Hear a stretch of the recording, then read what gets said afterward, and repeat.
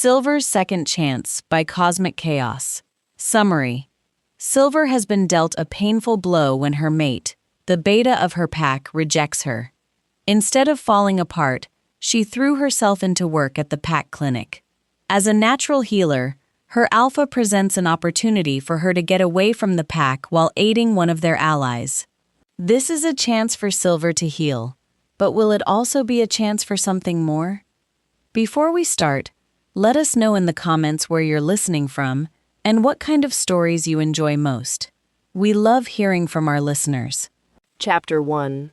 Silver, I take a deep breath, drawing in the scent of disinfectant that's standard in my safe haven. The pack hospital is my sanctuary, my escape from everything that haunts me outside its walls. In here, I'm someone important, someone respected, someone who's wanted and needed. In this place, I'm not the wolf who was rejected by her mate because she wasn't up to his standards. In here, I'm a healer, a nurturer, someone who brings relief, peace, and comfort. If it wasn't for my work and the special calming tea that Dr. Ellis made for me, I don't think I'd be able to survive this. My evening shift started almost an hour ago, and aside from a few accidents during training, things have been quiet. The calm atmosphere quickly shifts when we feel the presence of our alpha as he walks into the building, his aura pulsing with his undeniable authority. Our pack is luckier than many because we have a kind alpha, a wolf who always treats his pack with respect. Silver, Audrey, how are you both doing? We both smile and give a slight bow of respect. Doing well, Alpha Heiress. Audrey responds in a firm but kind voice. Can't complain, Alpha. What can we do for you? He meets my gaze with a look of sympathy that's actually borderline pity. I hate that everyone in this pack looks at me this way, as if the situation with my former mate is something that defines me and outshines every other thing about me. I guess that, with my former mate being his beta, he has more reason than anyone to pity me. Actually, I came to speak with you, Silver. Do you have a minute? I give a quick nod and lead the way to my office at the end of the hall. He takes a seat in front of my desk, but rather than assume my spot behind it, I sit in the chair beside him. Is everything all right, Alpha? He smiles at me, but I can tell something's troubling him. For us, yes. I received a call from one of the packs in our alliance, and they informed me that their pack doctor was killed in a rogue attack while traveling with his family.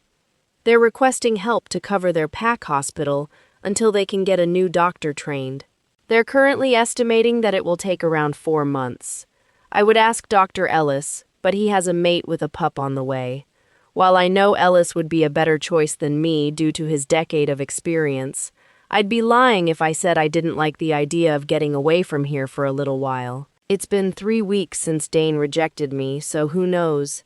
Maybe these 4 months away will help heal my wolf's broken heart. I'll do it. What pack is it and when do I leave? He straightens up in his chair, but gives me a warm smile that contradicts his rigid posture. Bloodcrest pack and you'll leave at 6 tomorrow morning. It's a 3-hour drive, so make sure you're packed and ready. I really should have asked which pack needed the help before agreeing, but I know it's too late to back out now. The Bloodcrest pack is known for being hard, cold, and ruthless, but it's their alpha that puts fear into their enemies. Alpha Cole Dawson is the monster in many stories, known for having exterminated an entire camp of rogues when he was 14 after they had killed his parents, and he's half Lycan. Some say his actions were an act of revenge. Many say it was just the first sign of his Lycan's bloodlust. Yes, Alpha. I give a slight bow of my head, then we both rise from our seats. I'll let Audrey know she's covering the hospital for the night. You should go pack and get some rest. Silver, I want you to know that I wouldn't be sending you if I didn't think you could handle it.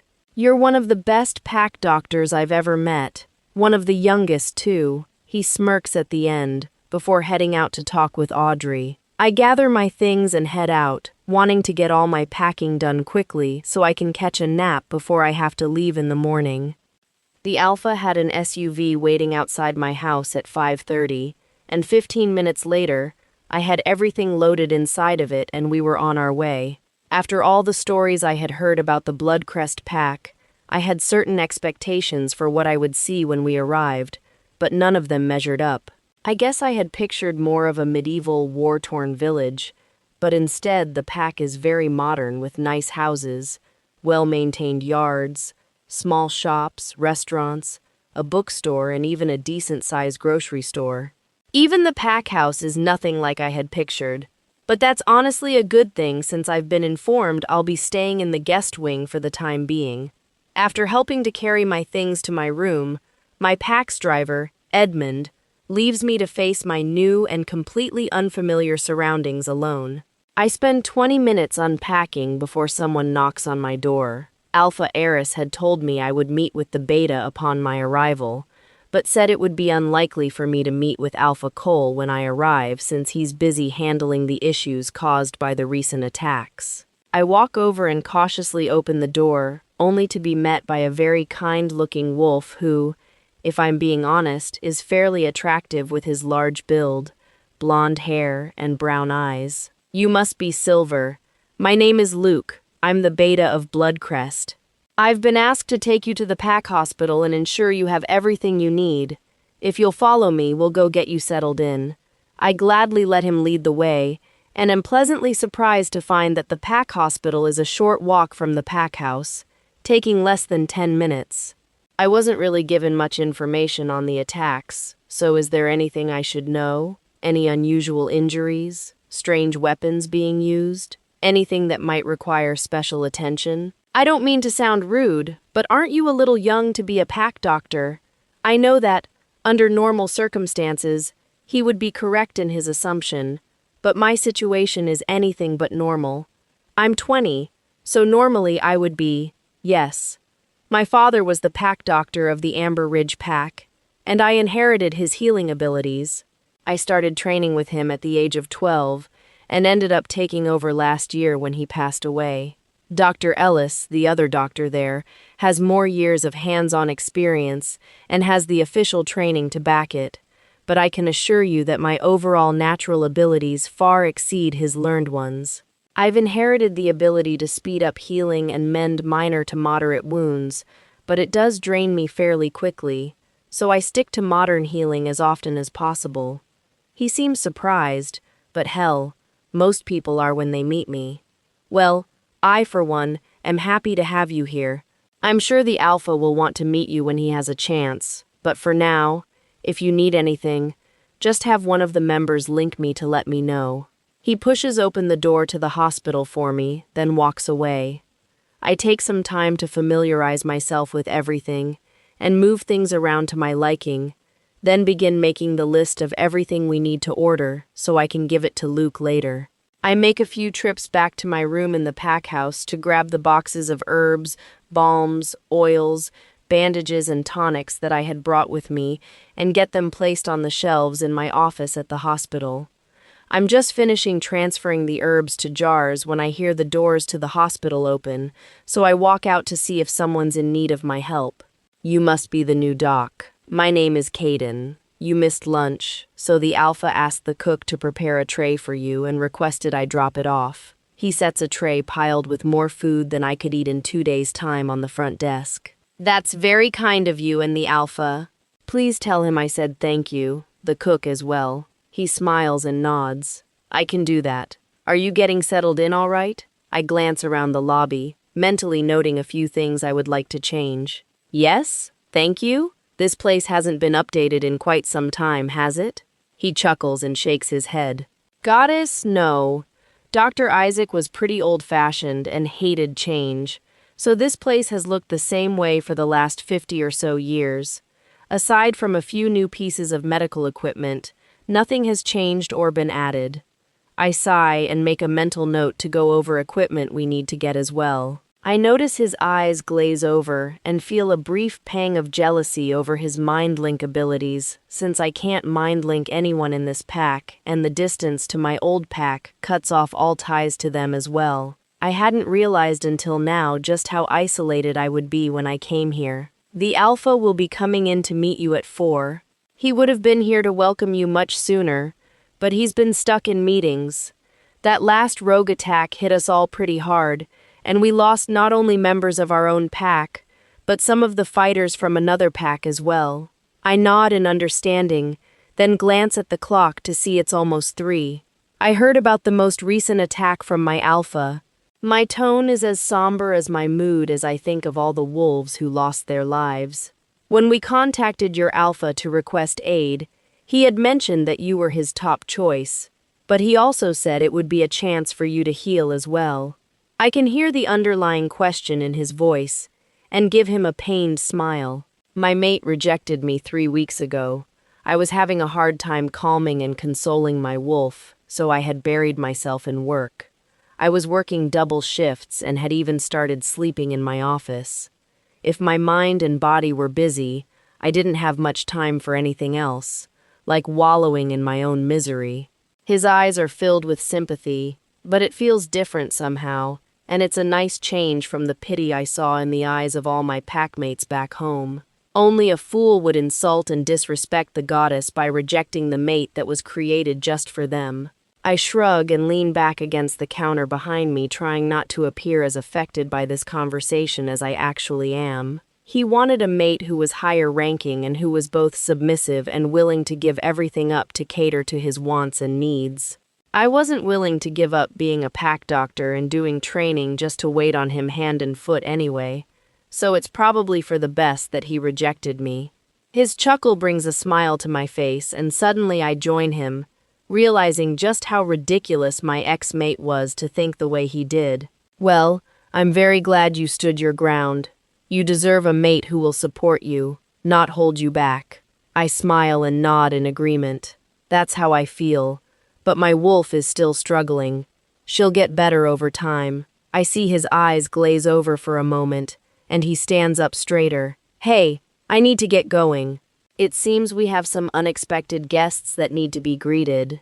Eat up and the alpha will be in soon to meet you. He flashes a soft smile before heading out the door, while I begin to pick at the food on the tray, though my appetite is greatly diminished after the discussion about my ex-mate.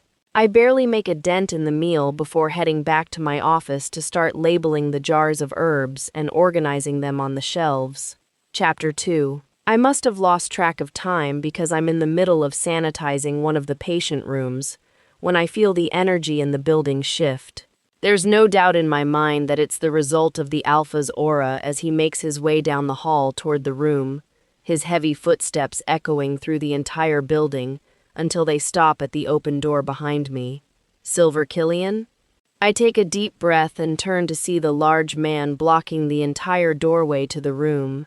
He stands at roughly 6'6", has broad shoulders with a muscular build that's not so well hidden under his black dress pants, and the white button-down shirt with the sleeves rolled up and the top 3 buttons undone.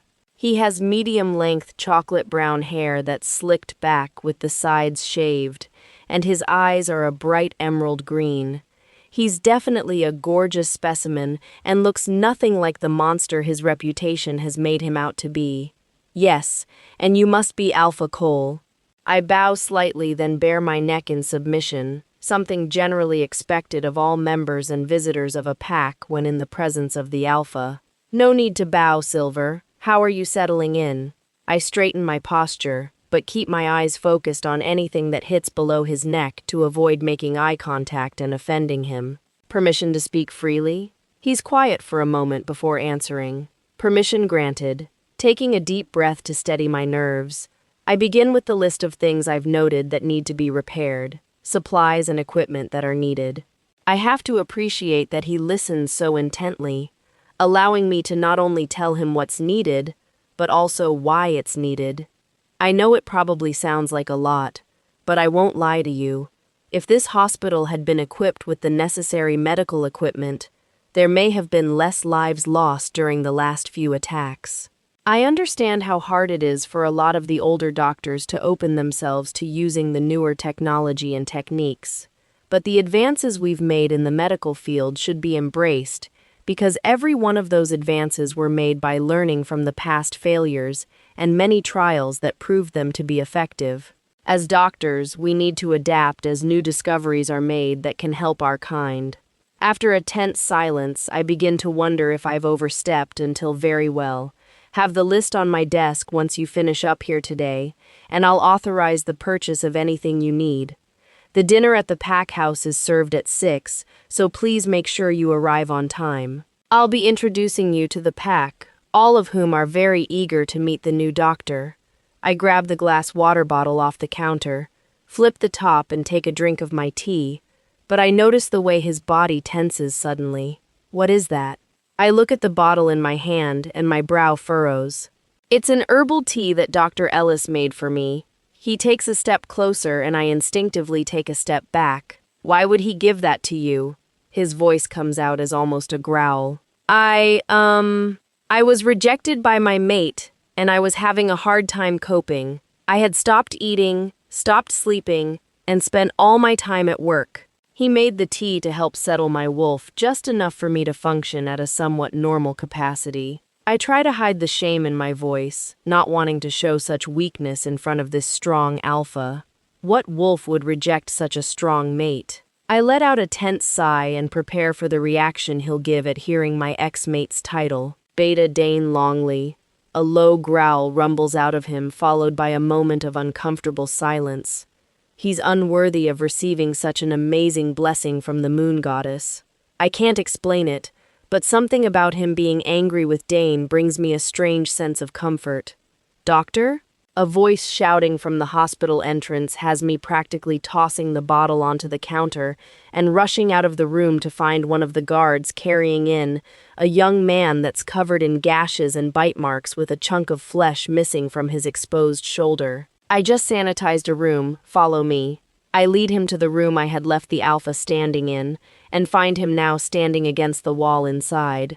Once the injured wolf is placed on the bed, I rush to my office to grab a jar of salve and several rolls of the special bandaging I brought, then return to the room. Both the alpha and the guard watch as I cut away the injured wolf's clothing, then begin cleaning, treating, and bandaging his wounds. There's a nagging thought in my mind as I work on these wounds, something I can't seem to shake away.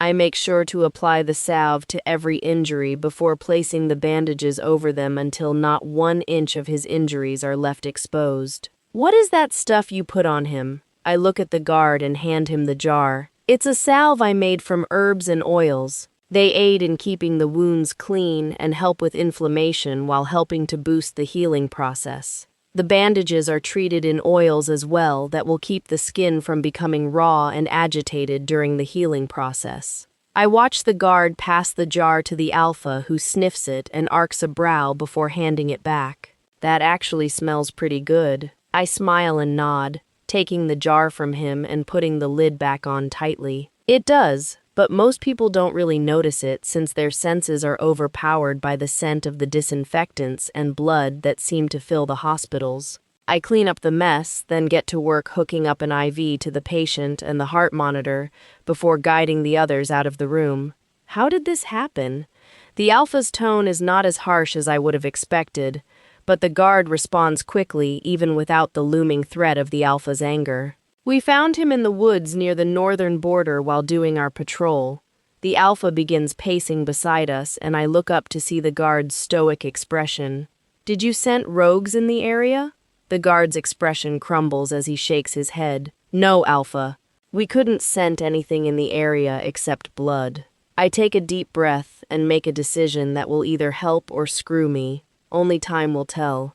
But the strange feeling of unease I felt when looking at the wolf's injuries, combined with them not being able to scent the attacker, leave me with no choice. I slip past the alpha and head into my office, then pull out the items I need, place them in my messenger bag, then head back to the hall. I need you to take me to where you found him. Both of them give me a confused look, so I grab the guard's wrist and pull him toward the door, only to have the alpha's deep voice stop me just before we reach it. Brett, stay here with Jeff. I'll take Dr. Silver to the site of the attack. I can't tell if he's curious or suspicious, but at this point it doesn't matter as long as I'm taken where I need to go. With a silent nod of acknowledgement, the alpha leads the way out of the hospital and into the woods on the north side of the pack house. We're both quiet for a while until my nerves start getting to me. You aren't what I was expecting. I want to regret the words, but I can't because they're true.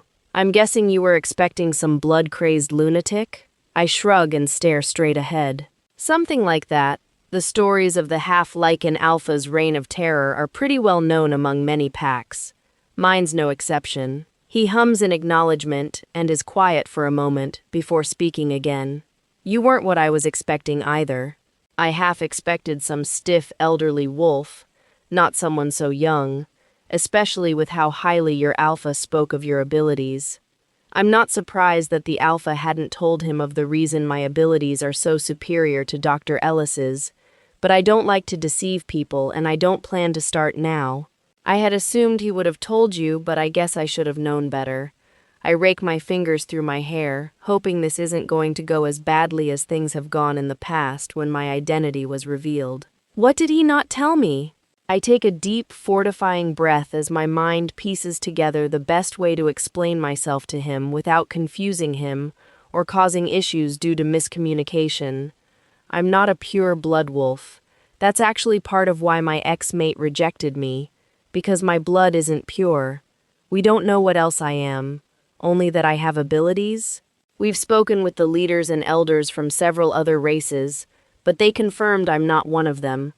I only ever knew my dad because my mom died during childbirth and she had no family. She was actually found wandering just outside the pack's border when my father found her while on patrol. She claimed to have no memory of how she got there or who she was, but since she was my father's mate, she ended up being allowed into the pack. I feel the familiar frustration growing in me at not knowing who or what I am. What are these abilities that you possess? I stuff my hands into my pockets and lower my gaze to the ground. I can heal others of minor to moderate injuries, which are abilities inherited from my father, but then I can transfer and withdraw images and memories with anyone I touch at will, and I can commune with nature, which allows me to often be able to see, feel, or hear things that even our advanced wolf senses can't pick up on. I know this isn't what you signed up for, and if you want to request someone else to come here, I understand completely, but please, let me help that wolf first.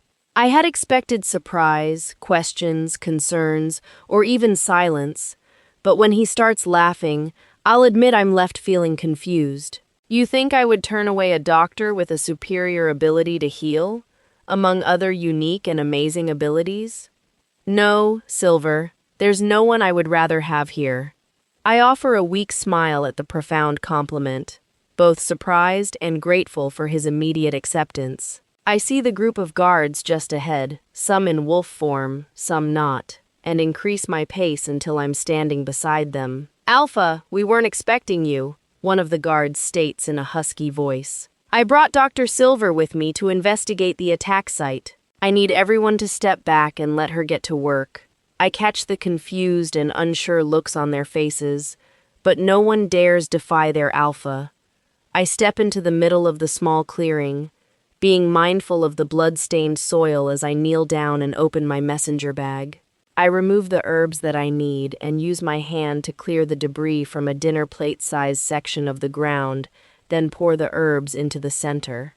After placing the jars back into my bag, I pull out my knife and cut open my palm, allowing the blood to spill on top of the pile of herbs. After putting away the knife, I grab a match, light it, and drop it on the herbs, causing a bright green flame to come to life.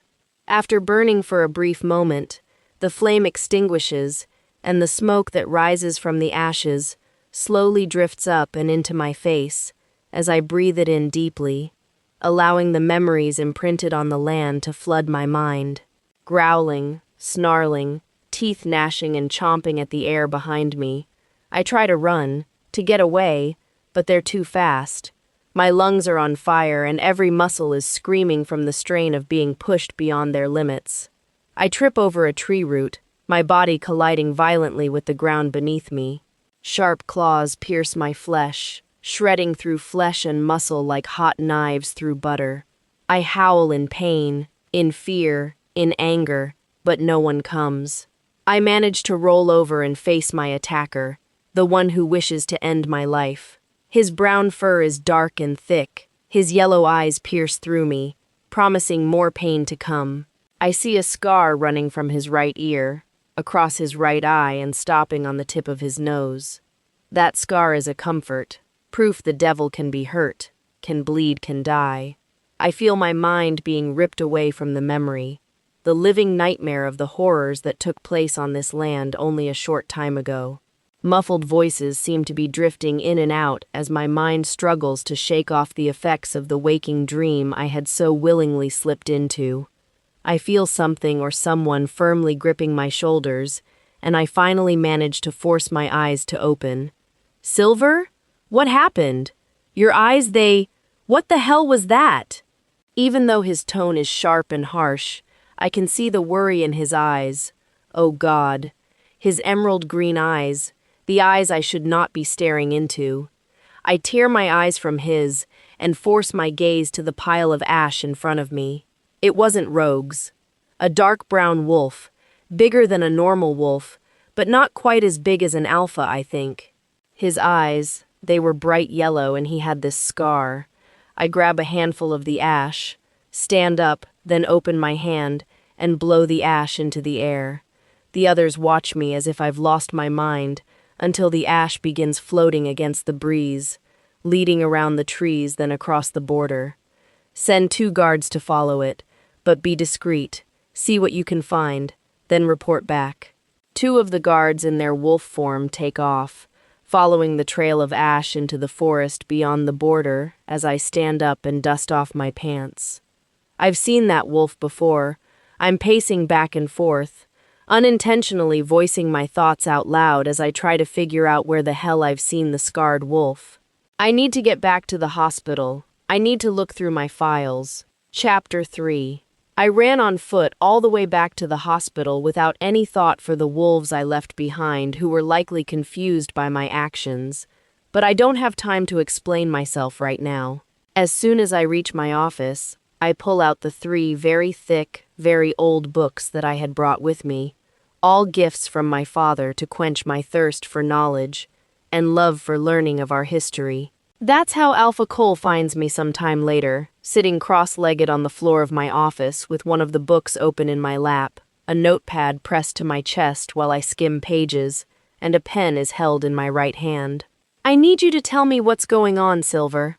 What happened back there and how the hell do you know the wolf that attacked a member of my pack? I continue skimming pages when I respond, not willing to slow down my search. I told you I can commune with nature. Every part of nature retains the energy and the memory of events that took place. Plants, soil, and even water hold these images, like we hold memories. I witnessed the attack and I saw the wolf. I know I've seen him somewhere before, and now I'm trying to figure out where. My wolf is suddenly becoming restless, and I know the effects of the tea are wearing off, but I need to figure this out before anyone else gets hurt. I want to help this pack, but as my wolf begins howling and whining in my head, clawing at the surface, I'm struggling to concentrate.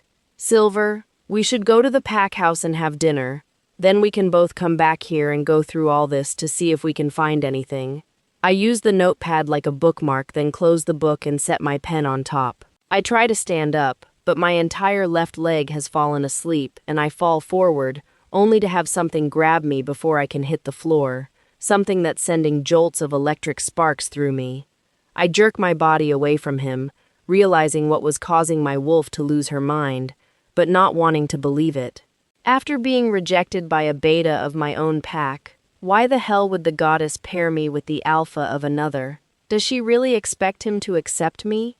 I can't go through another rejection. I just can't. I grab onto the edge of my desk and use it to pull myself up while my left leg finally regains some feeling. Come on, we should go.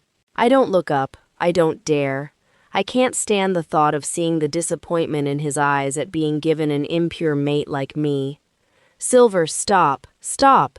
My body betrays me and obeys his command even though my mind is screaming for me to run.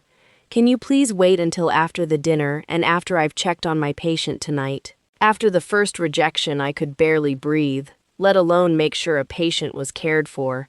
So please, I hate that I'm begging him, but I can't go to the dinner and face the pack right after being rejected, and even though facing that torture again is terrifying, I need to make sure the injured wolf is okay before I'm put through the misery of another severed mate bond.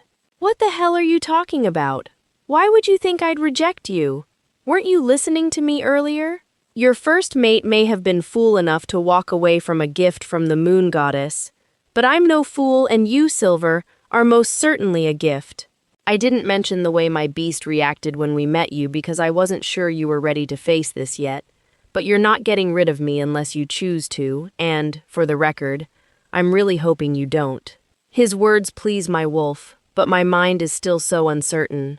I don't know if I could handle being rejected again, but I don't think I'm worthy of being the mate to an alpha.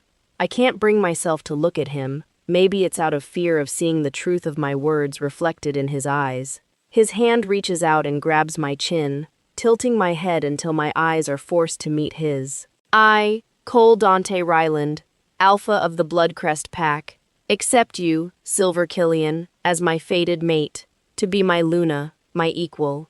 I feel my knees weaken, my entire body feeling a level of relief that rocks me to my core. His arms wrap tightly around me, and my body is crushed into his. You really want me? Deep down I can feel that he does, but I need for my mind to comprehend what my heart and soul already know. Yes, Silver, I really do. Now, can we go meet your new pack and enjoy our first meal together? His tone is light and playful, which brings an instant smile to my face as I nod against his chest. Yeah, I'd like that. He pulls back and gently kisses my forehead before taking my hand and leading me out of the hospital. It takes him less than 10 minutes to walk us to the pack house and into the dining hall, where we draw the gaze of almost every pack member as they watch their alpha stroll in holding my hand. He leads me to the head of the table at the front of the hall, where the alpha and all of his high-ranking pack members sit. Good evening! Tonight, I had intended to introduce you all to our temporary pack doctor, Dr. Silver Killian, but it turns out I'll also be introducing her as your new Luna. The dining hall fills with clapping and cheers, a much warmer welcome than I could ever have hoped for. Cole guides me to the chair beside his, then takes his seat, and gestures for everyone to begin dishing up their food. The tables are filled with every kind of meat and side dish I could hope for and more. But my appetite is weak at best, and my mind is on the books in my office and the brown wolf. When we finished eating, Cole and I make our way back to the hospital, where we relieve Brett from his position of watching over Jeff for us, so he can go eat and get some rest. After checking on Jeff, we both get comfortable in my office, where I resume skimming through the book I was looking through earlier, and Cole takes one of the others. I get lost in my task, and next thing I know, I look up at the clock on the wall and realize it's already almost midnight.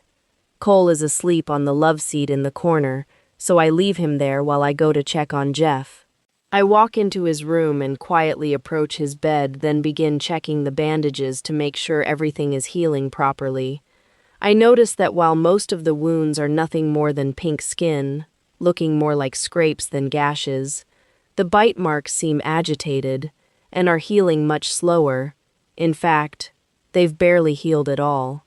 How's he doing? I look over my shoulder to find Cole standing in the doorway, his arms crossed over his chest and his eyes still looking heavy. All his wounds but the bite marks look great. The bites, it looks like they're getting infected, but I have him on an antibiotic drip. I think I should draw some blood and see if we can figure out what's going on.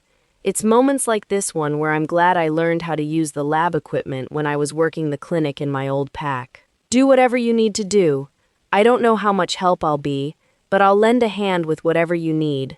With his confident support, I get to work drawing blood and running every test I can think to run until I finally find my answer at 2 in the morning, though it's not the answer I was hoping for. Shit. A single word, yet it holds so much meaning, and Cole doesn't seem to miss the intensity of the reason I chose to use it now. How bad? I look at him, dreading giving him the answer, but mostly out of fear of what it means for not only our pack, but every pack near this one. On a scale of 1 to, holy fuck, the world is coming to an end, I'd say we're staring at an extinction-level event in the making. He tested positive for rabies, tetanus, and tularemia. I examined him thoroughly, and aside from bites and scratches, there were no signs of an injection site or any other method by which he could have been exposed to one, let alone all three of them. That being said, this means he contracted all three from either the bites or scratches. But since the bites are the only injuries not healing, it seems we have our method of delivery. I rush out of the room and straight to my office to collect the herbs I'll need to create a tea to help with the symptoms, and a salve to help with the swelling, festering wounds. Okay, so what exactly does this mean?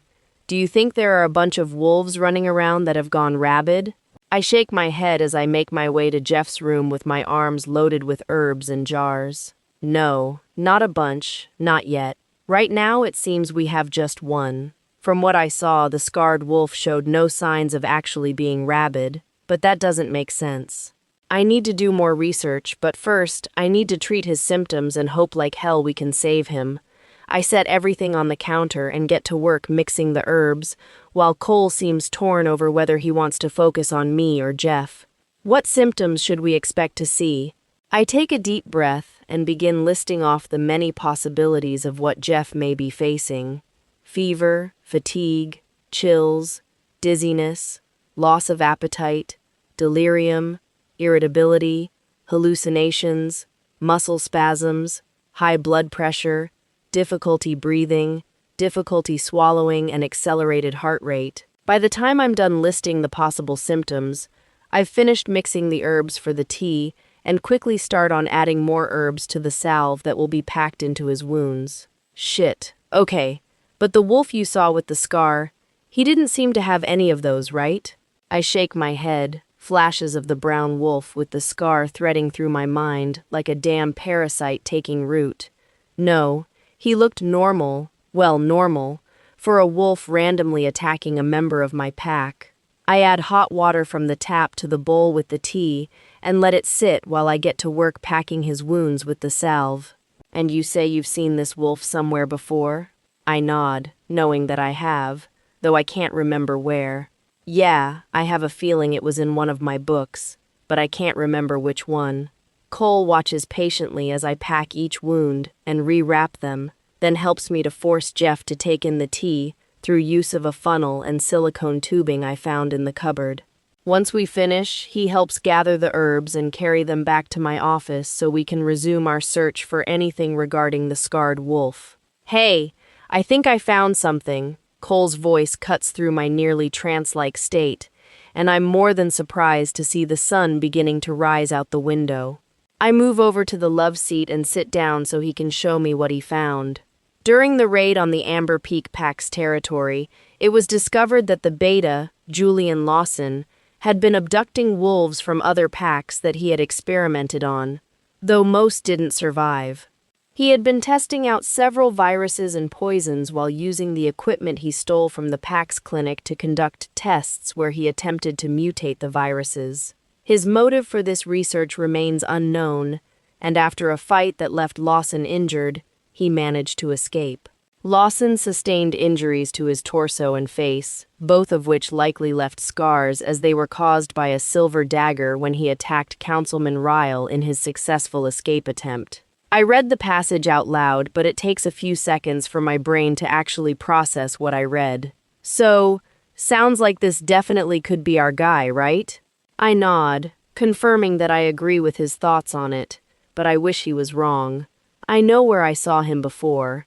I get up and hurry over to my desk, where I have a book about doctors who've been credited with making groundbreaking discoveries for our kind. Both good and bad, Lawson's discoveries are definitely on the bad side. I remember reading about him, and the stories written are more of a cautionary tale than anything. I easily find the chapter on his research and carry the book over to the love seat and sit down beside Cole. The first page has a picture of a younger, uninjured Julian Lawson, but when I turn to the third page in the chapter, there are 4 different pictures of Lawson's wolf that were taken from trail cams owned by packs he tried to sneak into, and in each one you can clearly see his brown wolf and the large scar that spans from his right ear to the tip of his nose. Is that him? I nod and set the book on the coffee table, unable to look at the pictures any longer. Yep, that's him. It seems his experiments didn't stop, and now he's found a way to not only mutate viruses and diseases, but he found a way to weaponize them through biting his victims while suffering no effects himself. We need to call back the scouts you sent to follow him. We can't risk them coming into contact with him until we figure out how to treat this. He pulls me into his side and kisses the top of my head. I told them to observe, not to engage. They're well trained, and if they can get us information on where he's hiding, tell us if he's alone or if he's working with someone, it could help us, Silver. I know he's right, but the idea of another of our pack members suffering like Jeff is, it terrifies me. I know you're right, but I feel so helpless. My job is to help heal the injured, but with this, I feel like there's nothing I can do but sit back and watch. He holds me a little tighter, and I feel a small amount of relief just having him here. Why don't we go get breakfast, and then we can contact the council and tell them what you found. After we do that, we'll come back here and figure out a way to fight this together. Chapter 4. Cole. This has been the craziest 2 days of my life so far. I woke up with the knowledge that I had 2 meetings and would be greeting the new temporary pack healer. But from 5 minutes into the first meeting, things were already not going as planned. I found out that one of our allies was dealing with threats from a neighboring pack, while also dealing with an increase of rogue attacks. The second meeting was with the alpha of the Cold River pack, the pack whose fighters died helping defend my pack against the rogue attack. By the time I was finally able to meet with Silver, it was already the late afternoon, and don't even get me started on the fact that she was drinking a tea that contained wolfsbane. I thought she was damn crazy, until she explained her reasoning. Then I only thought she was mostly crazy. Add to that the little show she put on with her unique abilities at the site where Jeff was attacked, and I was thoroughly overwhelmed. Of course, things just had to get crazier from there, by me finding out she's my mate. But I couldn't be happier, honestly. She's smart, driven, her skills and abilities are amazing. But the biggest thing that I noticed that stood out right away was the strength she possesses. I don't know any other wolf who could face being rejected by their mate and simply work harder rather than being consumed by their pain and grief. We had dinner with the pack, then I spent the night trying to help her find anything we could about that damn wolf she saw, but I ended up falling asleep.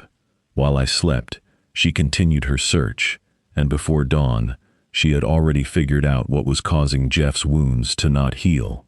The prick who rejected her was a damn fool, and I'm so damn glad he was. We found some information on the wolf, some dick named Julian Lawson who seems to be a major twat with a god complex.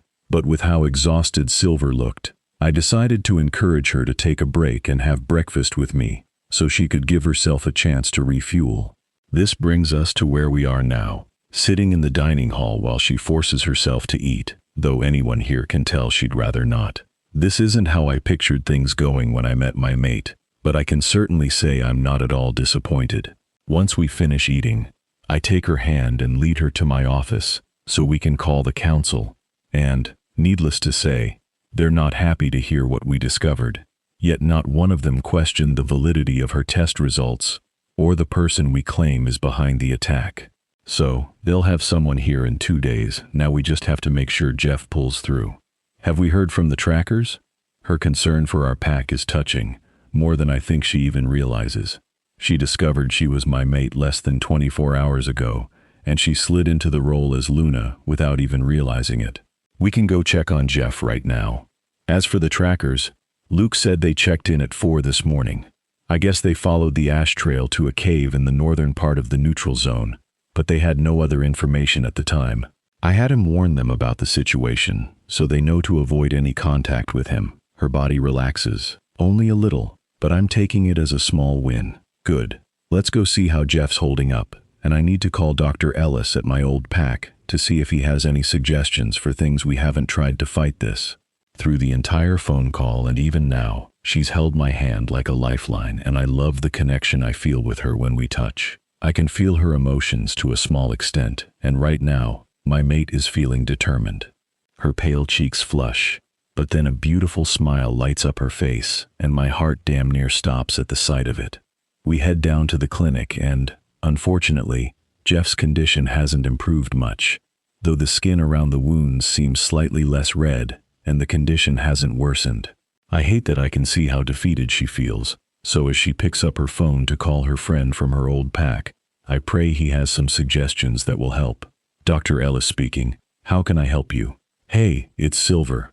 Holy goddess Silver. How are you? Is Bloodcrest treating you well? They're treating me great here, honestly. As for how I'm doing, I, found my second chance mate. There's some shuffling noises on the other end before another voice comes through that has Silver instantly tensing while I'm instantly fuming. Aw, Silver found some lowly mutt willing to accept her as his mate? How cute. Tell me, Silver, who's the unlucky bastard saddled with having you as his mate then? I don't give her a chance to respond, especially not when I see a flash of sadness and uncertainty in her beautiful eyes. I'm going to guess you're the pathetic waste of air that was stupid enough to reject such an amazing creature, but allow me to introduce myself. The name is Alpha Cole, and I'm going to say this once, and only once. If you ever dare to insult, or even so much as speak to my mate and future Luna again, I'll have your wolf's pelt turned into a throw rug, while the rest of your worthless corpse will be fed to the vultures. Now, I suggest you run along so we can discuss a matter with the good doctor there. There's a tense silence before the sound of heavy footsteps, and a door slamming echoes through the line. I'm so sorry, Silver. I'm going to have a word with Alpha Eris about his behavior. That was completely unacceptable. Anyway, what was it you needed help with, dear? She doesn't argue with him about talking to the Alpha, just quickly jumps into going over the attack and Jeff's symptoms. I've used the turmeric oil, the root herbs, and chili oil for the rabies. For the tularemia, I used Nufar lutea, and for the tetanus, I used hibiscus petals. Is there anything else I could be missing?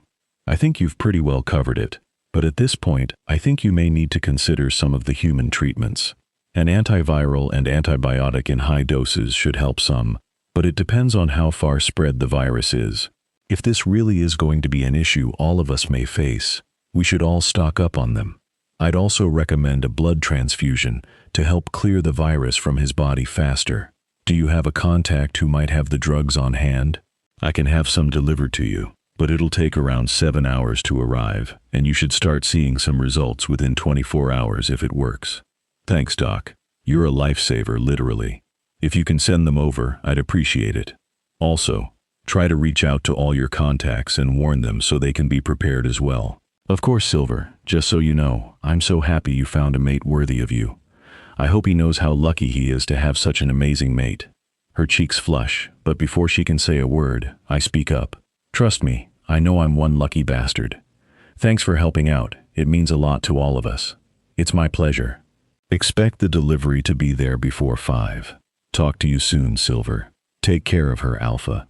He hangs up, and Silver does the same, then flashes me the sweetest damn smile. I think I should warn you that the human drugs are a long shot, but right now, I think it's the only option we really have. I can easily agree with her, knowing deep down that she's doing everything she can to save him, and that if she says we're out of other option, she's right. I trust her judgment, and for me, that's a pretty big deal. Do whatever you think you need to, sweetheart. I've got your back no matter what. The delivery with the medication arrived at 4, and she immediately started him on them. So now we're left waiting to see what happens. The trackers let Luke know they were heading back, but they set up a few trail cams that are solar powered, so we can still monitor activity around the cave, even after they return. We made it to the dining hall just as the other pack members were coming in, and several of them stopped us to thank Silver for fighting so hard to try to save Jeff, and it's easy to see they all have faith in her abilities. Unlike the last 2 meals she ate with us, Silver is certainly not wasting any time eating now. I'm glad to see you got your appetite back. She gives me a sheepish smile and a shrug of her shoulders as she quickly chews and swallows the bite of steak she had just shoved into her mouth. This is the first time in weeks that I've felt truly hungry, and this steak, it's delicious. She's not wrong, and if she's going to continue moaning softly with every bite, I'll make sure she has steak for every damn meal. We had left Caden to watch over Jeff while we came in to eat, so when I hear his voice through the mind link, I pray to all that's holy that he's not going to ruin my mate's night. Alpha, you and Doc should get down here. On our way. I cut the link and look over to see that she's already watching me as she wipes her hands on her napkin. What is it? Something in my expression must give it away, because I don't even have a chance to speak before she's standing up. Caden says we need to get over there.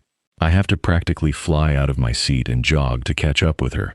But when we get to the clinic, Caden has an ear-splitting grin as he motions with his head to the open door to Jeff's room.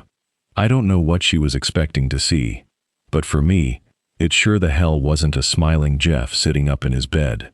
Hey Doc, I hear I've had you a bit worried. She rushes to his side and immediately jumps into checking his vitals while ignoring the tears streaming down her cheeks. He's better. The wounds are almost completely healed and his vitals are damn near perfect.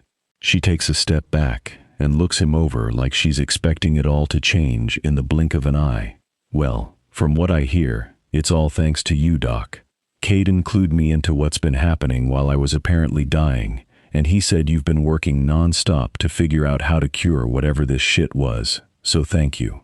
Now, even Jeff has tears in his eyes. I'm just so damn happy it worked. You need to lay down and get some rest, but we'll let your family know they can come see you in the morning. We say our goodbyes and Caden agrees to stay with him for the night so Silver and I can get some much-needed sleep. I lead her back to the pack house, and when we reach the second floor where her room is, she hesitates at the top of the stairs. Hey, what's wrong? I can feel the tension radiating off of her, and I don't like it one bit. Could I stay with you tonight? I can't believe she thinks she needs to ask. I would love nothing more than to have you curl up with me, sweetheart. Come on, we can go to my room. Well, it's our room now anyway. I lead her to my suite on the 4th floor, and we go straight to my room with her, not even wanting to explore at the moment. I barely have time to help her change into one of my shirts before she crawls into our king-sized bed, and she's asleep almost the second her head hits the pillow. I slide in beside her, wrap my arms around her, and pull her against me, before being pulled under by my own exhaustion. Chapter 5. I've never been a morning person, but there's something about waking up with my mate snuggled into my chest that makes the morning seem a whole hell of a lot more bearable. I've been watching Silver sleep for what has to be close to an hour now, and yet I know I could continue to lay here all damn day if she wasn't starting to wake up. Her beautiful gray eyes that remind me of storm clouds slowly open, and she gives me a bright smile before slowly stretching out her gorgeous little body. Good morning, my alpha. Goddess, the things her raspy morning voice is doing to me are so far from innocent, but I fucking love it. Good morning, gorgeous. How'd you sleep?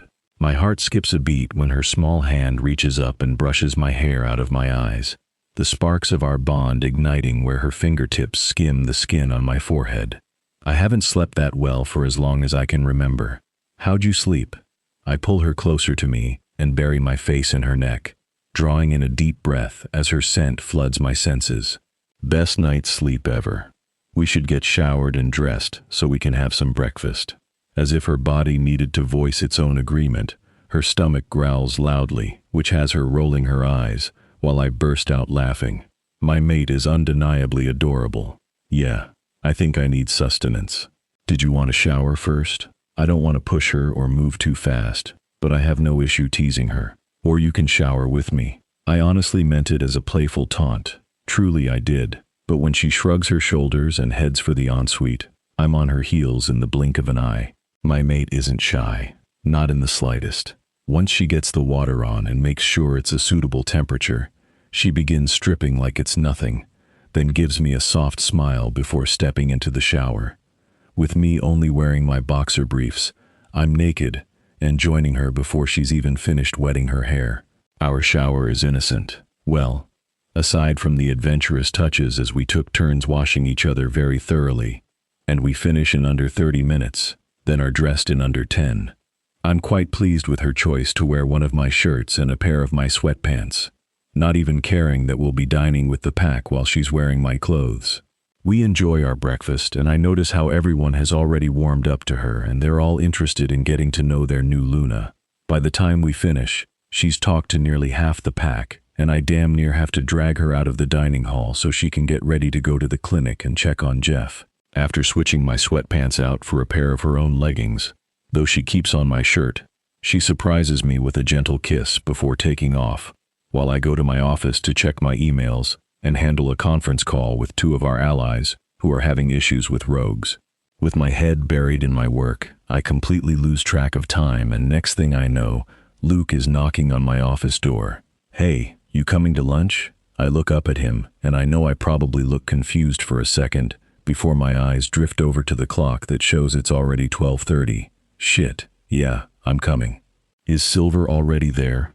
I really hate that I can't just mind link her and find out where she is and what she's doing. But now that I'm thinking of it, that's something I'm going to remedy post-haste. No, your mate hasn't left the clinic since she got there and has been in the lab for the last 3 hours. I ask Becky to bring lunch to her though. My brow furrows, but I nod my head. Okay, can you have my lunch sent to the clinic too? I have a feeling that she's not going to stop what she's doing to eat unless I drag her out of there. Luke chuckles, but easily agrees. I know that even he can sense the unwavering dedication my mate has, and I know it's something he respects as much as I do. Sure thing. Go ahead and head over. I'll have your lunch brought over right away. I'll just have Becky leave everything on Silver's desk in her office. I hurry up and log off of my computer, then head out to find my beautiful mate. Just as Luke said, I find her in the lab, and she's definitely lost in her task because she doesn't even notice when I walk in. "Sweetheart, it's time for lunch. Why don't you come to your office and eat with me while you tell me about what you're working on?" She turns to face me, and the second her eyes meet mine, she gives me that stunning smile that melts my heart, then surprises me when she runs up and throws her arms around my neck, pulling my head down and slamming her lips into mine. "You're just the person I wanted to see, and I'm starving." She grabs my hand and pulls me out of the lab and down the hall to her office, where we find 2 trays sitting with roast beef sandwiches, potato salad, and hers has a bowl of fruit, while mine has a bowl of sautéed green beans with bacon and onion. We both take our trays to the coffee table and sit down on the love seat, but I can tell she has something big to say, so I don't bother reaching for my food just yet. "All right, tell me what you've been working on." She looks excited, and even without knowing what's made her so excited, I can't help feeling the thrill of it too. "So, we know that the antiviral and antibiotics worked on Jeff. I've been working on making an injectable serum that contains the antiviral, antibiotic, and the herbal extracts I use to treat the inflammation, fever, and pretty much every other symptom the 3 viruses can present. So far, I have 8 vials of serum, but we won't be able to know for sure if it works until we have someone who's been bitten that we can test it on. If this works, when it comes time to take Julian down, we'll be able to combat the illness before the symptoms even start. I'm still no closer to figuring out how his bite is transferring the illness when he seems unaffected by it, but having a way to cure it before symptoms arise will be a game changer." Well, her excitement certainly was justified. I knew the second that I met her that she's one of the most amazing wolves I've ever met, but she never ceases to amaze me. "Goddess, you're amazing. You did this in barely over 3 hours?" She nods as she reaches over, grabs a strawberry slice from the bowl of fruit, and pops it in her mouth, making the simple action look far from innocent, but that might just be my mind taking off with it. "I did. So, what have you been up to?" I explained to her the issues with the rogue attacks and the land dispute I helped 2 of our allies to resolve, and while it's all mundane stuff for me, I can see the pride in her eyes. "I also thought of something, and I'm hoping you'll agree. For my peace of mind, if nothing else. Would you be willing to let me swear you into the pack? You don't have to, but being able to mind link you whenever I want would definitely make me feel more comfortable." She doesn't even hesitate to nod her agreement. "Yes. Can we do it after we eat, or were you wanting to do it later?" Her eagerness has me smiling like a fool, but I'm not waiting until after we eat. Hell no. I turn to face her and flash her a wide smile. "Do you, Silver Killian, swear to protect, respect, and care for the members of Bloodcrest? Do you swear loyalty to the pack and their alpha?" I can see the glistening of tears in her eyes, but her smile is one of pure joy. "I, Silver Killian, pledge my loyalty to you, Alpha Cole Dawson. I swear to serve and protect the members of the Bloodcrest pack, to accept them as not only my pack, but my family. My wolf, Keto, growls in approval, accepting her promise and encouraging me to finish swearing her in. I, Alpha Cole Dawson, swear to protect, support, and defend you, Silver Killian. Welcome to the Bloodcrest Pack, my beautiful mate. I feel her bond snap into place, and the second her first tear falls, I know she feels it too. While we would be able to mind link once we're marked and mated, I don't want to rush her, so this is definitely a suitable solution for now. Oh goddess, I forgot how amazing it is to feel connected to my pack. Thank you, Cole. Thank you so much. She throws her arms around my neck, and mine automatically wrap around her. You don't need to thank me. While I wanted you sworn in, it was partly for selfish reasons. She laughs softly as she pulls back and looks me in the eye. I'm more than okay with that. Now, let's eat. We eat our lunch in a comfortable silence, but I can tell she's listening to the conversations through the pack link, which amuses me since most pack members tune it out, but not my mate. Just as we're finishing up, the pack link echoes with the voice of one of the patrol wolves. Rogues breached the western border. 15 counted. I jump up off the love seat with her following my lead. Then I pull her into my arms and press my lips to her forehead, wishing we had been able to have more time together without the interruptions. Stay here and prepare the rooms just in case. I'll be back as soon as the situation is handled. She nods her head, then shocks the hell out of me when she tilts her head up and presses her lips to mine for a soft, loving kiss. Be safe out there. Feeling greedy, I steal one more quick kiss before stepping away from her. This is one of those times where being an alpha is complete shit, but I can see in her eyes that she knows I have to go, and while I can see that she's worried, I can also see pride in those beautiful gray eyes. I will. I'll be back soon. With one final, quick kiss, I rush out of the clinic to go meet my pack and aid in the fight. Enjoying the story so far? Don't forget to like the video, subscribe to the channel, and let us know your thoughts in the comments. Chapter 6. Silver. The whole time I was working in the lab this morning, I was kicking myself for not marking and mating my gorgeous mate right there in the shower, but I kept telling myself that we have time and don't need to rush into anything. Well, now I'm hating that we didn't, because while I can reach out through the mind link, I can't feel if he's hurt and I can't feel his emotions unless I'm touching him. If we were marked, I wouldn't have to sit in this damn clinic wondering if my mate is okay. They've been gone for 2 hours and the pack link has been unbearably quiet until, "Doc, we've got 4 incoming. That bastard jumped us while we were fighting the rogues. We have 3 that were bitten and 1 who suffered critical injuries from the rogues. We're about 5 minutes out." I could hear the tension in Luke's voice, and while I'm damn worried about Cole, I force myself to focus on getting the herbs, salves, and bandages set up in 4 of the rooms, then grab the serum I spent my morning working on, before heading to the lobby, just as they bring the first wolf through the door. Put him in room 6. The guards simply nod and carry him past me as 2 more guards enter with the second wolf.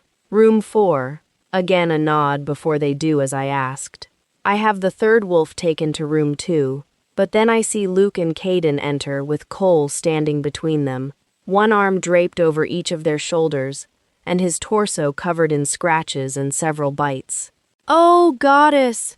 Cole, get him to room 1. They do as I instructed, and I walk in right behind them. "What do you need us to do?" Luke is all business, ready to jump in and do whatever is necessary for his pack. "Luke, I need your help here. Caden, go help the other guards get the injuries of the other wolves cleaned. I'm going to get the alpha taken care of, and then we'll tend to the most severely injured and work our way through." Luke helps me clean Cole's wounds with the clean cloths that were waiting on the counter, and I struggle to keep it together while I realize this is my chance to test my serum, though this isn't at all how I wanted to do it. Once we've packed and bandaged his wounds, I don't let myself second-guess my work. I inject the serum into his IV, then head out to tend to the others. It takes over an hour, but we get all 4 of them bandaged, treated, and they're all stabilized. Well, I guess we wait now? Luke's tone is filled with uncertainty, but I get it. I'm not feeling very certain myself. This isn't the standard for how we test treatments, but we're not being left with much of a choice. I was confident in my work, but when it comes to my mate relying on my untested treatment to survive, my confidence is wavering. Yeah, we wait. So, you said he jumped in while you all were fighting the rogues? He nods, but it's easy to see he's pissed off about the whole thing. I get it, goddess, do I ever. Yeah, no one even saw him coming until it was too late. I can't even hold back my wolf, Junos. Growl at the thought of some pathetic wolf sneaking up on our pack to attack while they're distracted. It's clear that Julian is a damn coward, and I have no sympathy for cowards. We're going to catch that bastard, and we're going to make him suffer for what he's done to our people. Luke gives me an amused smile, but I know it's because he's never seen me angry. So very few have. Hell yeah, we will, Luna. Why don't you stay with him and I'll go call the council so I can update them on what's going on. I'll bring you some dinner when it's ready, and have some sandwiches brought over and placed in the break room fridge in case they wake up and are hungry. As soon as I nod, he heads out, leaving me alone with my unconscious mate. I spend the next few hours wandering from one room to the next, making sure each of the injured are still stable, and that their wounds are properly cleaned and dressed. The wolf who only suffered injuries from the rogues is already well on his way to healing, while the others all show signs of the bites and scratches healing, though much slower than I'd like. I feel defeated, so I decide to call Dr. Ellis to see if he can give me any suggestions for why the serum may not be working as well as I had hoped it would. Dr. Ellis speaking, how can I help you? Hey Doc, it's me. Silver, what's wrong? You sound upset I break everything down, telling him the steps I took to get to the final product, and explain how it's kind of working, but not very quickly. I try to hide the defeat in my tone, but I know he can hear it. Should I just force-feed him the pills, or give him another dose of the serum? I don't know what to do. Inject the serum directly into the carotid artery. The worst-case scenario, it doesn't work, but best case, it works perfectly. It won't hurt them, but it very well could save them. Your idea was brilliant, Silver. Your science is spot on, so now we just need to adjust the delivery, and possibly the dosage, until we figure out what works best. Thank you, Doc. I'll go give them another dose now, and I'll let you know if it works. All right, talk to you soon, Silver, and have faith. This will work. Bye, Doc. I rush back to Cole's room and don't waste any time. Within 15 minutes, all 3 wolves that were bitten have been injected, and now I'm back to waiting. Luke brings me dinner at 6 and surprises me when he brought his dinner in too. We sit down in my office, him on the love seat and me at my desk while we both pick at our plates, neither of us seeming to have much of an appetite, though it's not really surprising. I'm waiting to see if my mate pulls through, and Luke is waiting to see if his alpha's going to make it out of this. Ben looks like he's doing much better. Ben is the only one of the 4 who Julian didn't manage to bite, so his injuries were much easier to treat. Yeah, he should be good as new in a day or so. My mind wanders to my mate, and I feel the tears stinging my eyes as I try to fight them back, but quickly fail. This isn't how I wanted things to go, and now more than ever, I just want my mate to hold me and erase the deep ache in my heart. Hey, he's going to be okay, Silver. The alpha is a tough bastard, so don't you worry about him. I try to offer a response, but all that comes out is a choked sob as I bury my face in my hands. Don't worry about who. The deep, soothing, though slightly raspy voice of my mate has my head shooting up as my eyes lock onto his beautiful green ones, staring at him in shock as he stands in the doorway to my office looking like he wasn't unconscious and suffering from rapidly declining health less than an hour ago. Oh, thank the goddess. You scared the hell out of us, Cole. Luke is quick to get up, but as much as I want to, my body is refusing to obey as it remains in my chair while I continue staring at my mate. He must see the mixture of relief, panic, shock, and fear in my expression because he hurries to my side and kneels beside me so he can wrap me in his arms. Hey, it's okay. I'm okay. Thanks to you. Did you use your serum? I nod into his shoulder as I breathe in his scent and let it soothe me. She sure did, and it clearly worked too. I guess that means we need to get more made and see if we can figure out how to scale production. Cole leans in and presses a soft kiss to my forehead, grounding me for a moment before I even realize what he's doing next. With surprising ease, he lifts me up and turns, settling into my office chair with me now sitting comfortably in his lap. The sudden movement makes me gasp in surprise, and for a second, all the seriousness of the conversation fades into something lighter, more personal, as I adjust to the closeness between us. He's right. Your serum worked. You gave us a way to fight back against this prick. We need to make sure the other packs have a way to fight it too. I snuggle into his chest and nod my agreement, but right now, my body is feeling the weight of everything hitting me, and before I can fight it off, I feel myself drifting away. Chapter 7. I wake up to the faint light of the rising sun slipping through the curtains, and the warmth of my mate pressed against my back. His arm holds me securely around the waist, keeping me close in a way that feels both protective and comforting. For a few quiet moments, I simply stay still, letting myself feel it. This moment, this peace, something I once thought I would never have again. I silently thank the goddess for giving me a second chance at happiness with him. Just as I shift slightly to get up, his arm tightens gently around me, and his lips press softly against my pulse point, sending a shiver through me that makes me smile instantly. "Good morning, sweetheart. How'd you sleep?" He loosens his hold just enough for me to turn and face him. "I slept well. How about you?" He kisses my forehead before pulling back with a warm, effortless smile that melts away every remaining thought in my mind. With you in my arms, I'll always sleep well. I glance at the clock on his nightstand and notice it's still early, just after 5. We still have hours before breakfast. We're up early, I say, trailing off as a different kind of warmth spreads through me, unspoken thoughts passing between us. His gaze sharpens slightly, catching on immediately. A low, playful growl escapes him as he pulls me closer again. It seems my beautiful mate needs some attention. Before I can respond, his hand moves gently under my shirt, tracing slow, warm patterns that send sparks through the bond between us. The intensity builds quickly, not rushed, but deeply consuming, filled with trust and connection. I place my hand against his chest, grounding myself in him as I lean in and kiss him, letting everything else fade away. For the first time since my past heartbreak, I feel something different stirring inside me. Not pain, not fear, but something far more powerful. Connection, need, trust.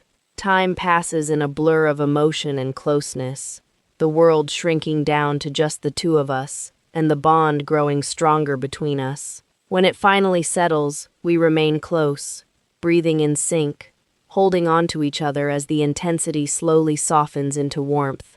Afterward, everything feels different, but in a good way. A quiet peace settles between us as we shower together, sharing soft touches and laughter, taking care of each other in a way that feels deeply intimate without words. By the time we're dressed and ready, Cole even helps brush my hair, laughing when I twist it into a messy bun. "Come on, sweetheart," he says, holding out his hand. "Let's go have breakfast with the pack." I take it without hesitation. As we enter the dining hall, warm smiles greet us immediately. We take our seats, Cole pulling out my chair before sitting beside me, his hand never fully leaving mine. "Alpha, I believe congratulations are in order," Luke says with a grin. Cole squeezes my hand gently. "Yes, our Luna is finally here." Warmth spreads through my chest at his words. The rest of breakfast is filled with conversation, updates, questions, and discussion about the serum and treatment plans. I'm relieved to see how willing everyone is to learn and adapt. By the time we finish, I head to the clinic while Cole handles pack matters and external calls regarding ongoing attacks on nearby territories. My meeting with the pack doctors goes even better than expected. We agree on large-scale production of antiviral treatments and antibiotics, and I also suggest something new, researching a vaccine approach to prevent infection entirely. When Cole arrives later, I'm still deep in notes and formulas. "What's going on in here, sweetheart?" he asks from the doorway. I explain everything: orders placed, production plans, and the early ideas for a possible vaccine. Within seconds, he crosses the room and pulls me into a tight embrace, kissing me deeply with pride and love flowing through our bond. "You're absolutely amazing," he says softly. "Now take a break and eat with me." Lunch is quiet and comfortable, filled with warmth instead of chaos. But the peace doesn't last long. A sudden pack alert breaks through. "Breach at western border. 11 rogues. Feral." Everything shifts instantly. Cole prepares to leave, and I hold him tightly for a moment. "Be safe. I love you." "I'll be back," he promises. "I love you too." And then he's gone. I throw myself back into work, preparing serum, supplies, and treatment plans. Hours pass as I stay focused, monitoring everything through the bond. Finally, Cole's voice comes through again. "They're on the way back. 1 bitten, 2 scratched. We're bringing bodies for examination." "I'll be ready," I respond immediately. "Just get back safely." Within minutes, I prepare rooms, organize supplies, and coordinate treatment as they arrive. The injured are quickly taken care of, and the situation is stabilized. Once everything is under control, we return to the pack house so they can recover and clean up. And for the first time that day, I finally allow myself to breathe again. Chapter 8. I follow Cole to our room, and when he stops in the living room, I take his hand and guide him to the bathroom, then start the shower, letting the water flow until it reaches a suitable temperature. I turn to him and grab the hem of the t-shirt he's wearing, then slowly raise it. His arms automatically lift to help me remove it before I toss it to the floor. I then remove his basketball shorts before quickly stripping myself down and guiding him into the shower. I grab the bath sponge and his body wash, getting it lathered up on the sponge, then gently washing him from his neck to his toes, while he watches me with a look of adoration. I see the glint of amusement in his eye when I grab his shampoo, then climb up onto the wooden bench so I can wash his hair for him. But he doesn't stop me. He doesn't even try to. I wash and rinse his hair, then hop off the bench and turn off the water before grabbing 2 towels, one that I secure around myself before using the other to start drying him off, while he reaches over me and grabs one of the smaller towels to dry his hair as I focus on everything else. Once we're both dried off, I take his hand and guide him out of the bathroom, then pick out a pair of track pants, boxer briefs, and a t-shirt for him, then take one of his shirts out for myself, as well as a pair of leggings, underwear, and a bra. I carefully help dress him, then throw my own clothes on. Not a word is spoken as I tend to him, but his eyes don't leave me the entire time, and I can feel his happiness, love, and pride flaring through our bond. Once I help him get his shoes on, I slip my sandals on, take his hand, and lead him out of the room and down to the dining hall to eat dinner with our pack. Alpha Cole, Luna Silver, the members of the pack, are all worried about this attack. Is it true that the rogues were all rabid? I don't know this wolf's name, only that she works as one of the house staff, but her question is valid, as are the pack's concerns. I give Cole's hand a gentle squeeze, silently supporting him because I know he wants them to know the truth. It's true, our Luna has created a serum to treat those who become infected within our pack, but right now, we know little. Our Luna has been working tirelessly to find a way to prevent the disease from affecting us, but at least, for now, we have a way to treat it that has proven successful. I know how hard this is for him, and not just because I can feel his emotions through our bond. As the alpha, it makes sense that he would take this situation as him failing our pack because he's meant to keep them safe. But I know it's not his fault, and I have no doubt the rest of the pack feels the same. We're not the only pack fighting this, and after my meeting this morning, we made sure our allies have the means to treat their affected members as well. But I want to take it a step further. I can't make any guarantees yet, but I'm hoping to devise a vaccine that will prevent our packs from being able to contract the diseases through bites or scratches. With the help and support of my mate and our allied pack's doctors, We hope to render this biological warfare useless. The wolf behind it all, he's a vile creature, and once we find a way to fully combat his methods of assault, we're going to end him and destroy all of his research so no future generations will have to face what we're being forced to now. The response is overwhelming as everyone cheers and applauds us, trusting in us to handle this and protect them. All right, everyone eat, and if there are any further questions, we can schedule time to discuss everything in the morning. For now, we need to rest, and our Luna has injured to tend to. He gives my hand a firm squeeze and smiles down at me just as the kitchen staff begin bringing out the food. The dinner with our pack is calm, but I know everyone can feel the underlying tension, though none of them comment on it. As soon as we finish, Cole accompanies me to the clinic to check on the injured fighters. Well, the ones who were clawed are almost completely healed, and the one who was bitten should be good as new by morning. At least we know the serum still works, even against these newly infected rogues. I need to get blood samples from the deceased you all brought in. Cole nods and follows me to the lab, where I had the fighters place the bodies of the rogues in the cooler. I managed to get just enough blood from both to run my tests, then get to work. 2 hours is all it takes to verify that all 3 viruses are present, and to check over their bodies to ensure there are no noticeable injection sites. So, no noticeable injection sites and no visible bite marks. Either they were bitten and it healed before the virus took hold, or they what ingested it. When his confusion is expected because even I'm confused by this. I mean, it's possible, I suppose, but not as likely as them being bitten or injected with it. This whole thing is so frustrating. I know he can feel my irritation, and I hate that he already has so much on his shoulders without my crap being added to it. I know, but if anyone can figure it out, you can. I believe in you, Silver. He walks over and pulls me into his arms, comforting me in just the way I need. No matter how much you read about the mate bond or learn about it from others, there's nothing that compares to feeling its effects for yourself. The way his arms offer not only comfort, but a sense of safety, the way his voice soothes my heart and soul, or the way his smell makes me feel both grounded and crazy all at once, it's amazing. Can we go back to our room? I want to spend some time with you alone. My mate, my gorgeous, perfect mate, sweeps me into his arms and walks out of the clinic with me held bridal style, and he's wearing that heart-melting smile of his. I would never turn down time with my beautiful mate. I think you deserve a break anyways, and I'm more than happy to offer you a distraction. He wiggles his eyebrows, and the fire ignited by his words has me flooding with desire. I stretch my head until my lips are right by his ear, and can't help smiling. Then you better hurry, my alpha.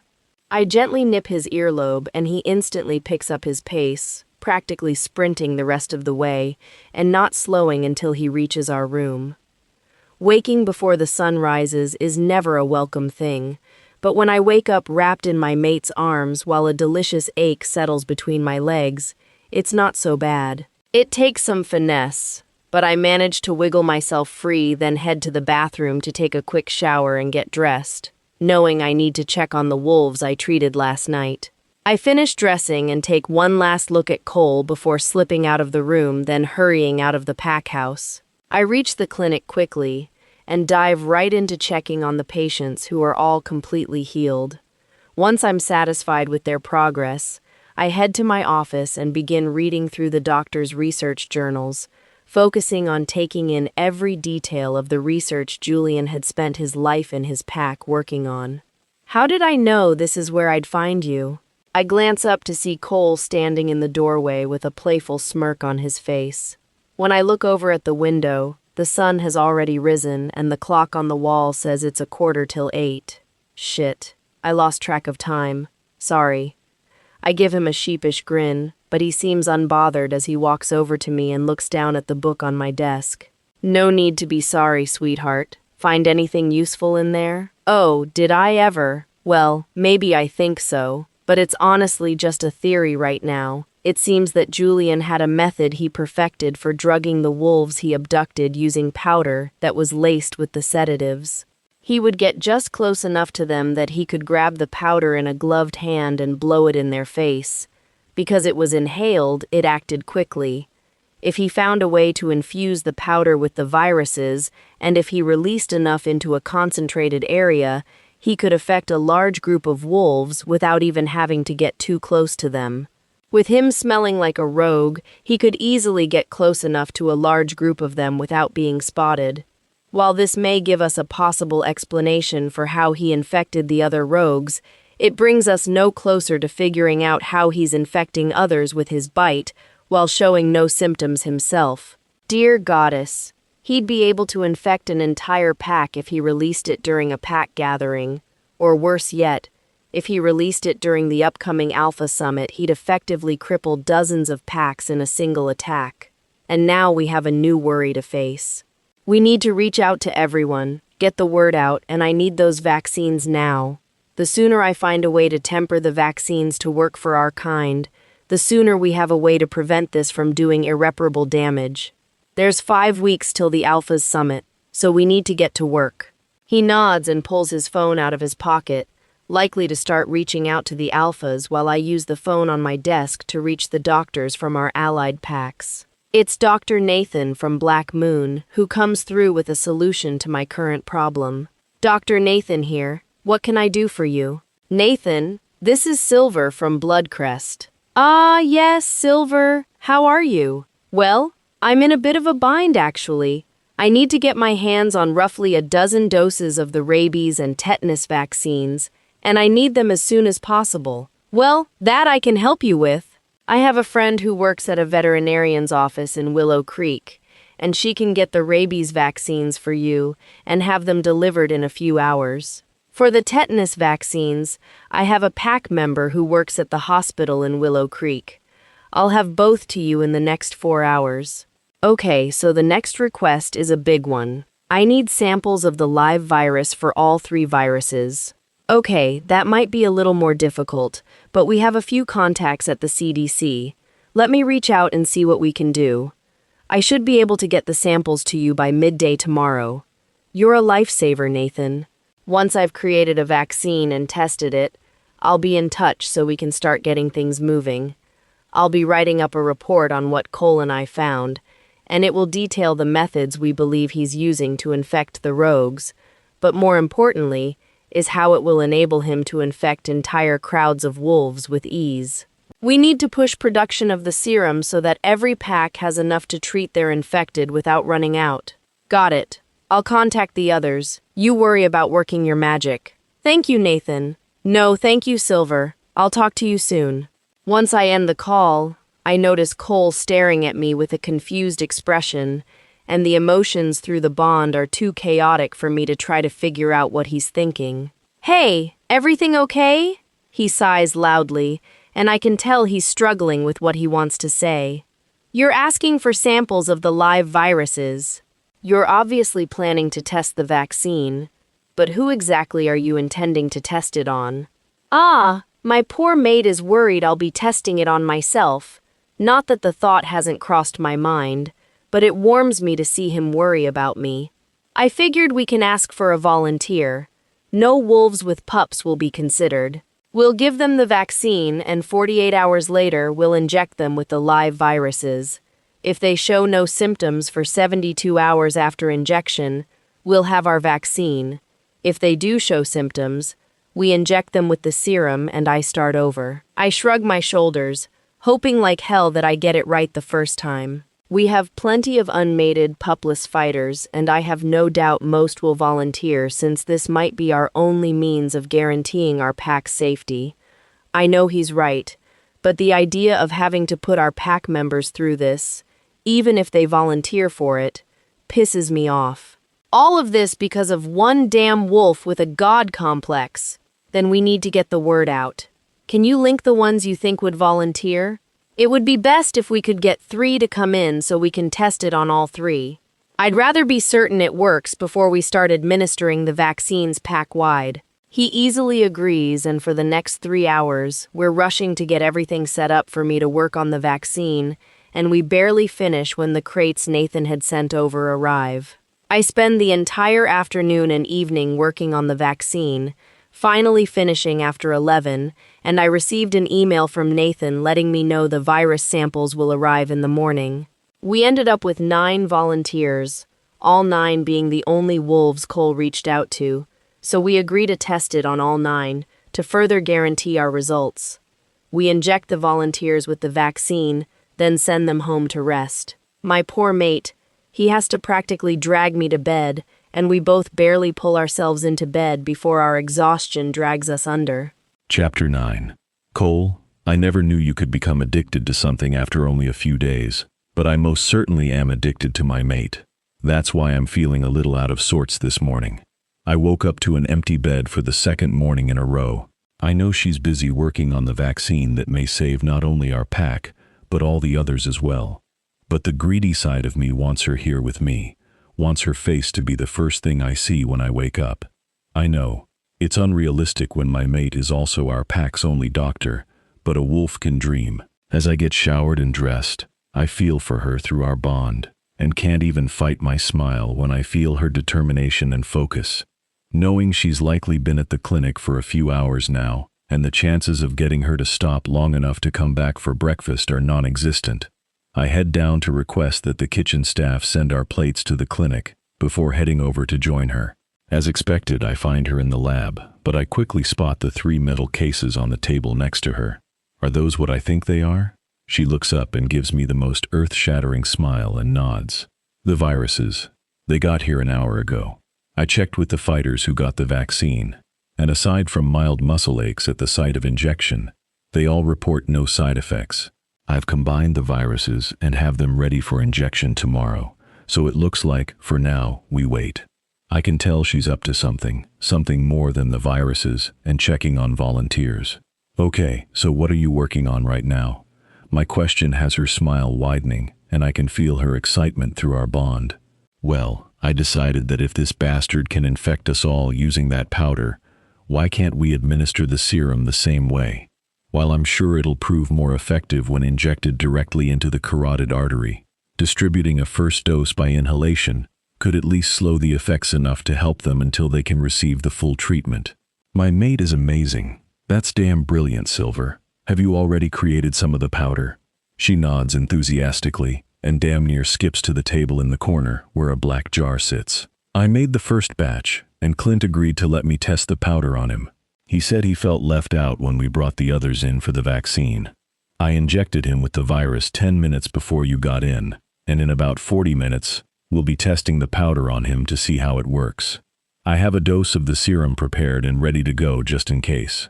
I can feel the shift in her mood when she mentions testing the powder on Clint and infecting him with the viruses, but she has to understand that this is necessary, and knowing Clint, he would have done whatever he had to in order to become infected, just so she could test it. My pack may have one hell of a reputation for being violent and ruthless, but every damn wolf here is loyal to a fault. Exactly 40 minutes later, I'm standing in a room with Silver, while Clint is restrained to the hospital bed, a wild look in his eyes, saliva dripping from his mouth, and eyes bloodshot. Silver grabs a small amount of the powder and blows it in his face, then steps back beside me while we wait. 10 minutes.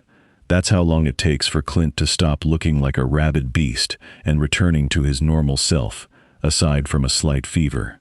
Silver takes a blood sample, a sample of his saliva, and then injects him with the serum. How are you feeling, Clint? I can tell she's being cautious, not letting herself feel hopeful. Not yet. I feel a little sore, but otherwise, I'm good. Does this mean it worked?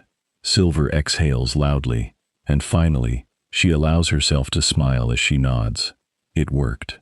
It didn't cure it, but it helped to bring you back enough to treat you. Your symptoms were far worse than those of the wolves who've been bitten since the virus was injected straight into your system.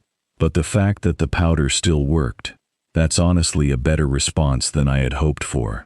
She leans into my side, and my arm instantly wraps around her, offering her comfort or helping to ground her, whatever she needs.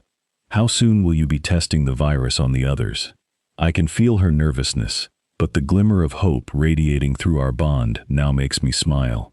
Tomorrow. If the vaccine works, I want to begin administering it to the fighters first, ensuring our first line of defense is protected. But I want everyone vaccinated before the Alpha Summit. We just need to make sure the vaccine works first. Clint gives her a reassuring smile while I offer her a soft squeeze. It's going to work, sweetheart. We all believe in you. She checks Clint's vitals one last time before removing his restraints and letting me drag her to her office just in time for our breakfast to arrive, and they even brought a plate in for Clint. I sit with her through breakfast, and even after, when she emails the other pack doctors to let them know the test for the powder was a success. Then she manages to blow my damn mind. Hey, would you want to go for a run? My wolf's getting restless after being cooped up for so long. I'm pretty sure I flew out of my damn chair, which she only confirms with her beautiful laughter. Damn right I do. Let's go. Instead of dragging her out of the clinic, I pick her gorgeous ass up and walk as fast as possible until we reach the tree line. I've not yet seen her wolf, and Keto is more than excited to see her. When I set her down, she doesn't even hesitate to start stripping down, and I follow her lead as excitement, anticipation, and a hint of nervousness flow between us. I shift first, letting her see Keto for the first time, and the look of awe she gives us please my wolf greatly. You're magnificent. She gently strokes his head, then steps back with a mischievous smirk on her face. Juno's been dying to meet you properly. Keto perks his ears up, watching with rapt attention as she begins to shift until her gorgeous silver wolf stands in front of us. The only part of her not covered in silver fur are the tips of her ears, her left paw, and the tip of her tail, which are black, and her eyes aren't gold like other wolves. Instead, they're gray like her human form, only a shade or so lighter. They take a moment to take each other in, then begin rubbing their scent on each other before Juno nudges him with her muzzle and takes off running. Keto loves the thrill of the chase, but with the rogue attacks, he worries for her safety too much to thoroughly enjoy himself. He tears off after her, easily catching up with her as they run together through the forest. We cover several miles before she slows down by a stream and walks over to the edge to get a drink. When Keto steps up beside her, Juno puts her paw in the water and uses it to flick some of the cold water on us, then lets out an amused huff at our shocked expression. Keto has always been a very serious wolf, but when he copies her actions and we see the surprised look on her face, I have to admit that it's nice to see the beast let loose for once. They spend a few more minutes playfully splashing water on each other before we notice her body go rigid as her ears flatten against her head, and she lets out a low warning growl. We've got company. I don't smell anything before I can say more. A deep growl cuts through the quiet forest, and seconds later, the brown wolf with the scarred face steps out fucking Julian. I alert the guards through the pack link, then let Keto have control as he focuses on the bastard who's too damn close to our mate right now, while emitting no smell whatsoever. As soon as I distract him, run, get to the pack house, and make sure the others are safe. I'm not leaving you! Silver, please, don't fight me on this! You're the only hope we have of taking this bastard down, and if anything happens to you, we're all as good as dead. She hesitates, but thankfully, she must realize I'm right, because Juno gives a soft nod of her head. Okay, but you better come back to me, damn it. I love you. I love you too, sweetheart. More than anything. Keto crouches down, getting into an attack stance, and Julian answers by leaping right over the stream at us. As soon as we begin tumbling across the ground, I catch a glimpse of Juno as she tears off toward the pack house. With us knowing our mate is no longer in danger from this bastard, Keto doesn't hold back. I hear growling and snarling from all directions, but after a few seconds, I realize it's not just my patrol, but a group of rogues that have shown up. As the fight breaks out full force, Julian's wolf uses the distraction of me jumping to help one of my fighters to escape like the coward he is. We eliminate the rogues, but 5 of us, myself included, sustain several injuries, which include both scratches and bites. The uninjured help us to the clinic, where I find Silver waiting with the most heartbreaking look on her face, as she fights back her tears and rushes the fighters to get us into our designated rooms. As always, She works swiftly to treat us all, and just under 2 hours later, she's walking back into my room looking absolutely exhausted. Come here, sweetheart. I open my arms to her, and she walks right into them without hesitating. I could feel it every time that bastard hurt you. Juno was fighting me. She was determined to go back and help you. I was so damn worried, Cole. I kiss the top of her head and hold her a little tighter. I know, sweetheart. I'm so sorry you were worried, but a lot of the pack members let me know how you helped them get to the safe house and made sure the pups were distracted with games and that you even read to them. You may not see it, but you helped so much, Silver. Not to mention, you patched us all up yet again. Everyone spends their lives waiting for a miracle, but I'm the lucky bastard who doesn't have to wait anymore, because you, my gorgeous mate, are the biggest miracle. Her arms around me tighten, and I feel her lips press against my sternum, right over my heart, where they leave the sweetest kiss before her stormy gray eyes meet mine. While that was the sweetest damn thing I've ever heard, I can safely say I never knew you were a cheesy romantic. Her adorable smirk she follows that hilarious comment with has me bursting out laughing. Only for you, sweetheart. It's been a week since our last run-in with Julian, and we're pretty damn happy to say that Silver's vaccine has proven to be a success. A sample of the vaccine was sent to every pack within 500 miles of us, and every pack has begun mass-producing not only the vaccine, but the serum as well. In the course of 1 week, every pack member in our pack has been vaccinated, though we still have a stockpile of serum just in case. The situation has hit such a critical level with more rogues being infected that even the council has become involved, and all instructions for creating the serum, vaccine, and every other component Silver has used to treat our pack members have been forwarded to them as well. We've had a week of peace with no attacks, no rogue sightings, and no one even needing treatment at the clinic. So for an entire week, Silver has been keeping me company in my office, helping with my alpha duties while tempting me with her very existence. Needless to say, we've christened every damn inch of my office most more than once. My mate is absolutely perfect, and she doesn't even know it. I suppose nothing good is meant to last, though, a fact proven the second an alert comes through the mind link while I'm responding to an email from one of the alphas in the Northern Territories. Rogues, gathering at the eastern border, easily 30, but they're not attacking. Fighters to the eastern border. Silver, who's been snuggled into my lap for the better part of the last hour, stands up and gives me a worried look that's much more mild than the level of worry I feel through our bond. Hey, it's okay. Get the others to the safe room and make sure the clinic is ready just in case. I love you and I'll be back as soon as I can. I grab the sides of her neck and pull her in for a kiss that'll hopefully reassure her and ease her worry, but it seems to have the opposite effect.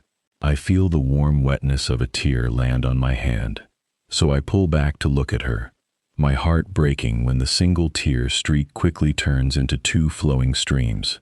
I have a really bad feeling, Cole. Something isn't right. Please be careful, and you better come back to me. I know she has abilities that make her more perceptive to things, but I have to hope this is just the usual worry about her mate getting hurt right now.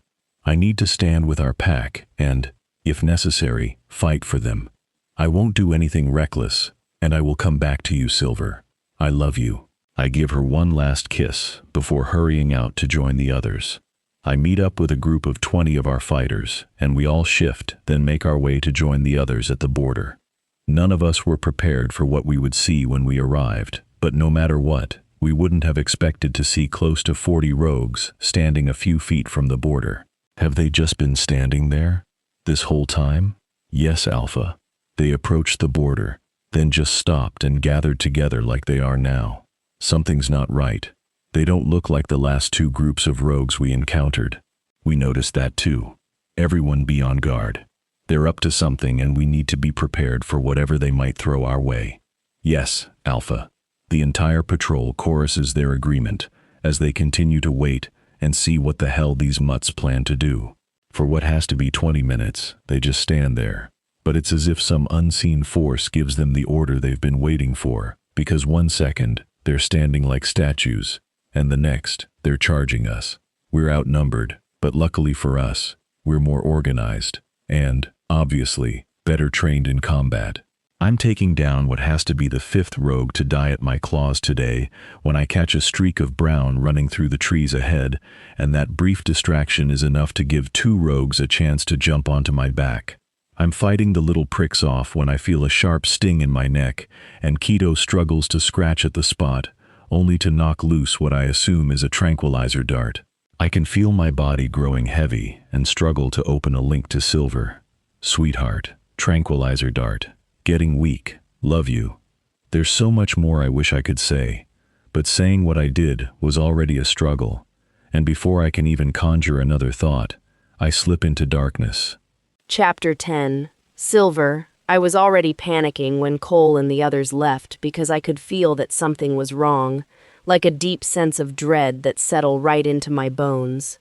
My abilities tend to make it so I can sense danger, but it's often hit or miss on whether or not it works, since my emotions can often affect how I feel, making it hard to tell what's a warning from the universe and what's just my own panic.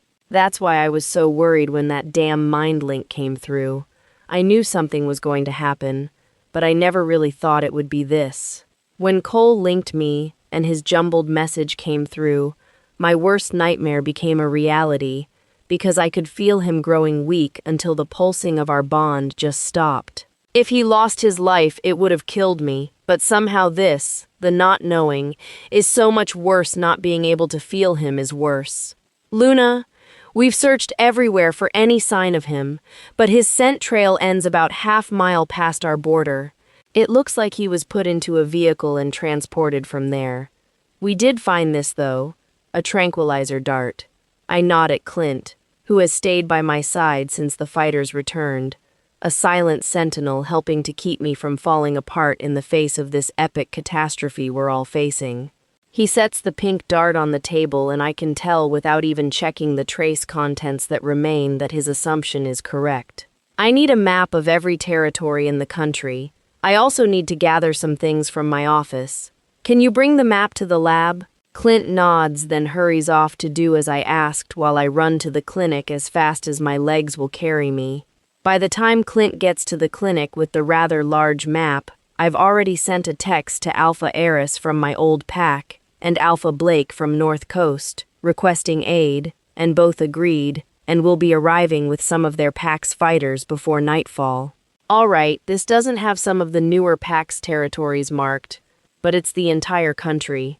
I don't have the patience to explain that I don't care about the pack markers, only that the map clearly shows all the territory around us. I grab the herbs I need, then use a metal bedpan to mix them and set them on the large table where he has the map spread out for me. I hear several more wolves walk in, but keep my focus on my task.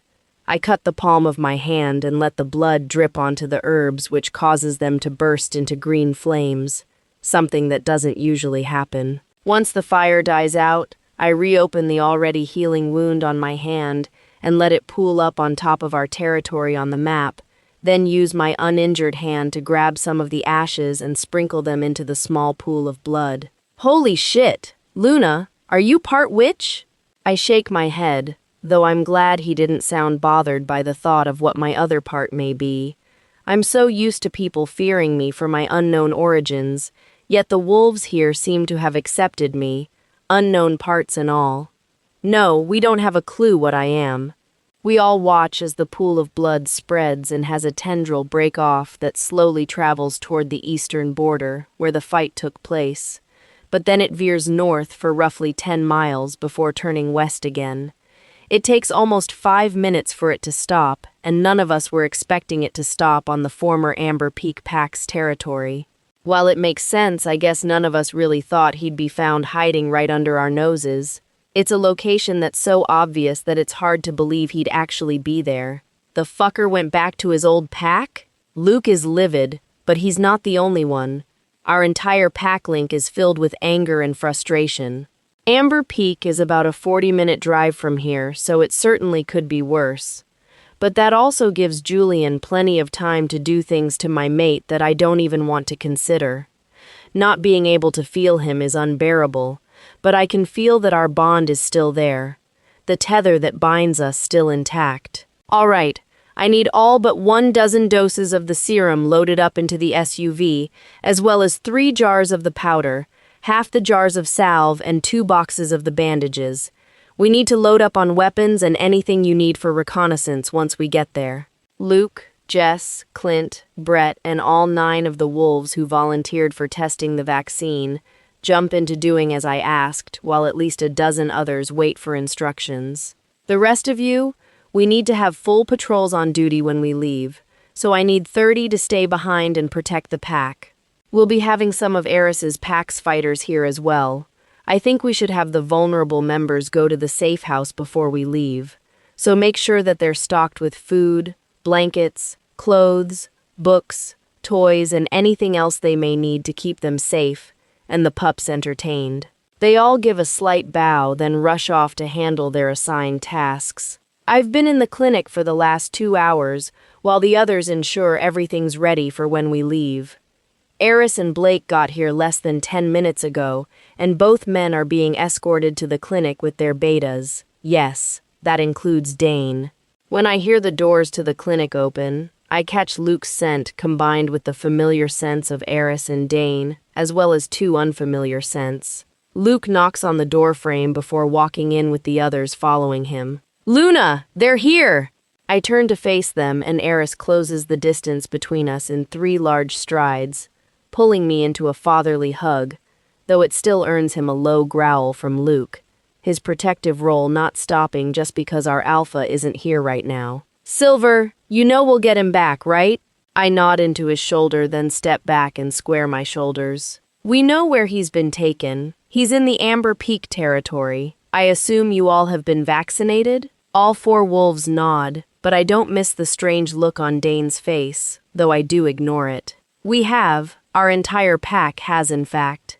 "Hello, my name is Blake, by the way, and this is my beta, Mike. We brought 60 fighters, 20 of which I have sent to meet with your fighters who are staying behind." I offer an appreciative smile, feeling thankful for our allies. "That's perfect. Thank you, Blake. Eris, if you can have 10 stay behind, that will leave the pack pretty well covered. My pack has already loaded up the trucks and SUVs, so we're ready to go. I have the elderly, female, and pups from my pack in the safe house already, so we were just waiting for you 2 to arrive." I see Eris's eyes glaze over as he links his pack with their instructions. "All right, let's do this." Blake is an enthusiastic wolf, but I think that will play out for the best for us. It's always good to have someone around who can boost morale and keep positive. We all head out to the trucks and, unfortunately, Eris and Dane climb into the SUV with Luke, Clint, and I. The start of the drive is quiet, but Dane just can't help himself, it seems. "Silver, after this is over, I think you and I should talk." I roll my eyes very dramatically. "I think that's not really necessary. You rejected me. I found my second chance mate, and now I'm happily mated to and marked by an amazing wolf, so I think we're good." He's not happy with that answer. It's easy to see that, but I don't really give a shit. "So, this is the guy who rejected you? Funny. I was expecting a wolf who was more just more in general, I guess." Luke's comment earns a lot of muffled chuckles while I bite my bottom lip to hide my smile. I think I deserve to. Thankfully, Eris cuts Dane off, preventing me from having to lose my damn temper right now as my former mate tries to tell me what he stupidly thinks he deserves. "What you deserve is exactly what you've got. I told you that rejecting your mate was the worst damn mistake you've ever made, and yet you insisted you did what was right for you. Now, to atone for your sins and for showing such disrespect for our goddess, you're going to grow a pair and help save Silver's mate, because if you don't, so help me, Dane, I'll end you myself." Eris's voice by the end is practically a growl, but Luke, Clint, and I are no longer hiding our smiles. Enjoying the story so far? Don't forget to like the video, subscribe to the channel, and let us know your thoughts in the comments. Chapter 11. Cole. I feel my mind slowly awakening, but am met with dull aches and pain literally everywhere.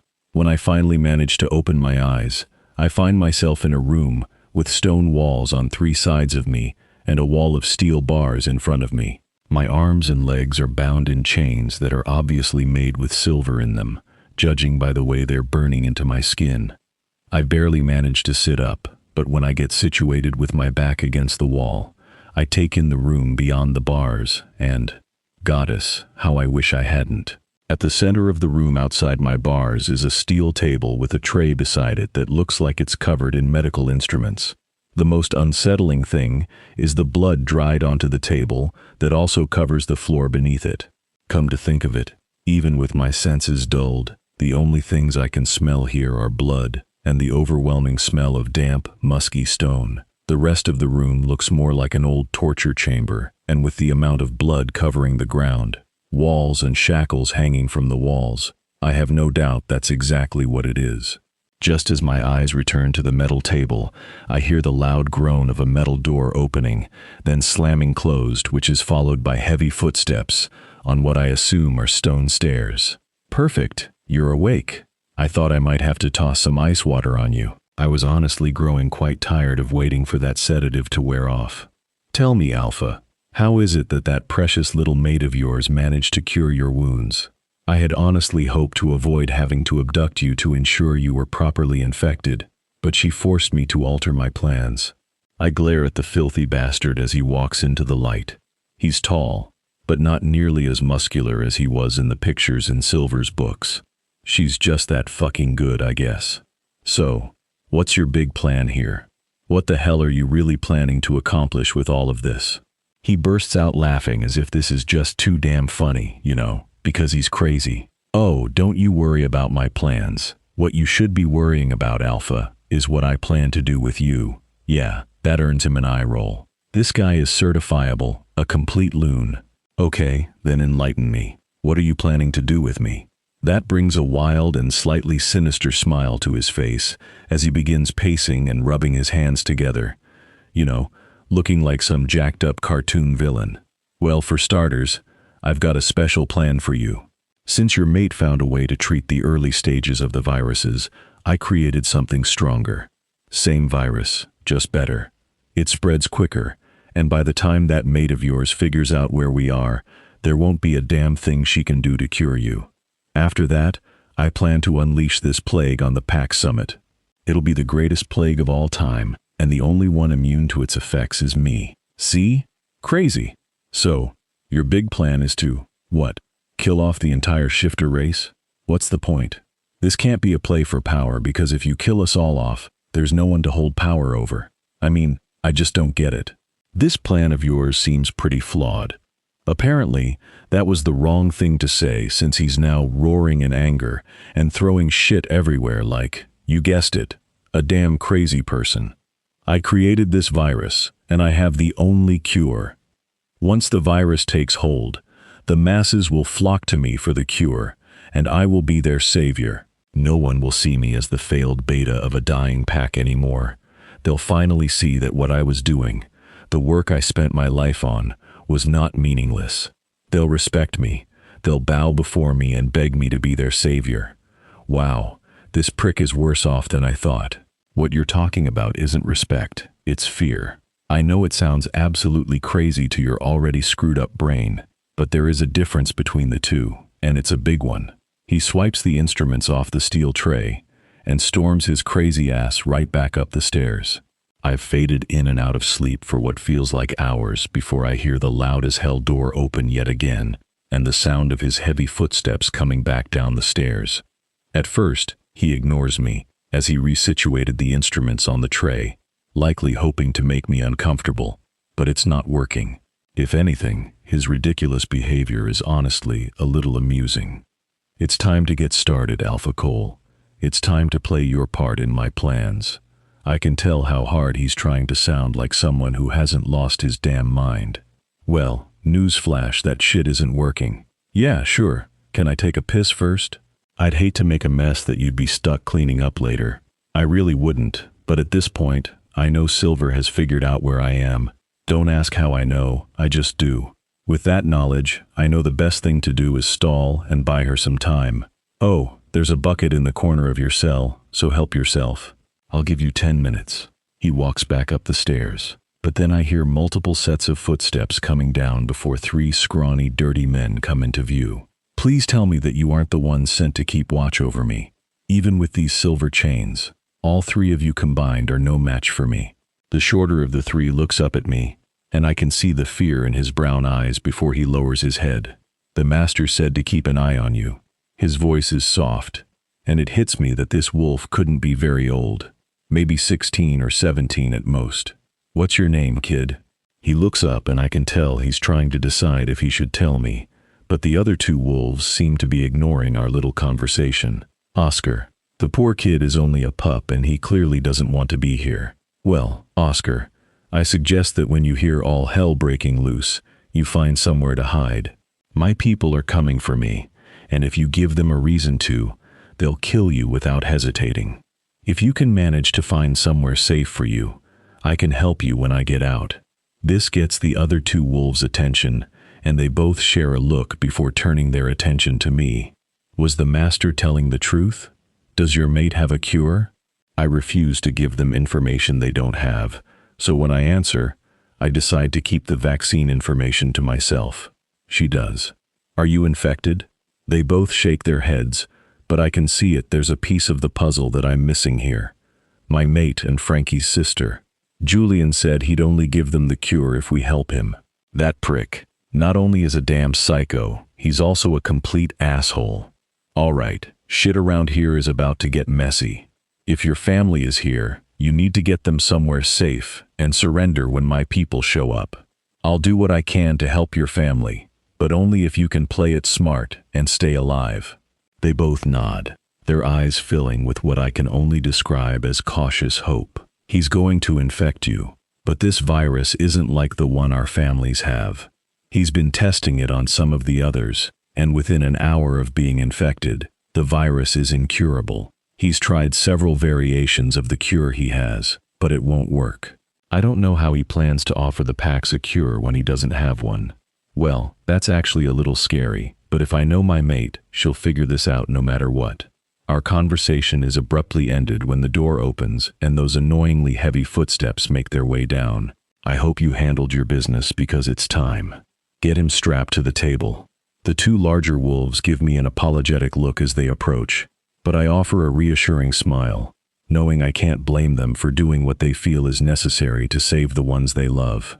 I could put up a fight, but I don't, and within a matter of minutes, I'm strapped to the steel table that's too damn small for my big frame, while I watch the psycho prepare syringes on the tray beside me.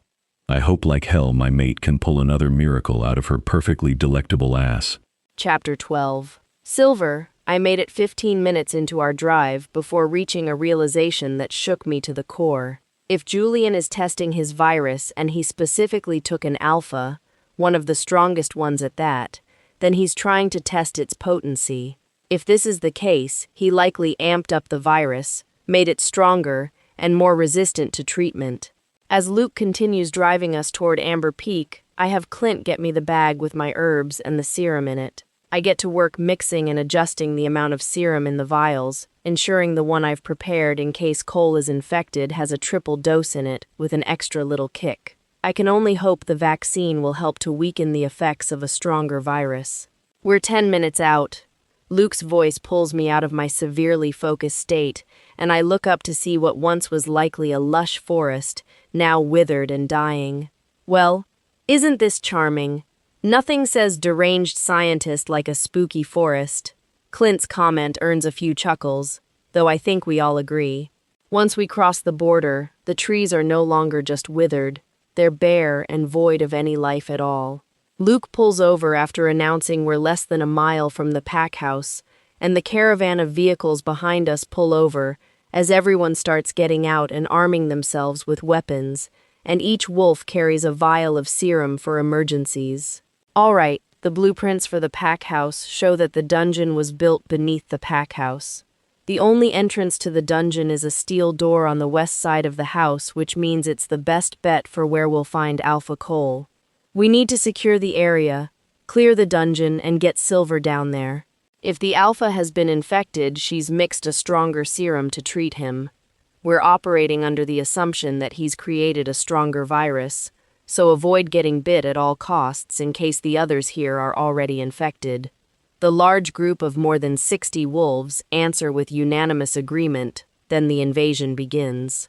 Eris, Dane, Clint, Luke and I stay together, all of them tasked with keeping me from harm while the others clear the way. It takes almost 15 minutes to reach the edge of the backyard to the pack house, and roughly 5 minutes ago is when we began encountering the mutilated corpses of rogues, most likely the patrols that our wolves encountered.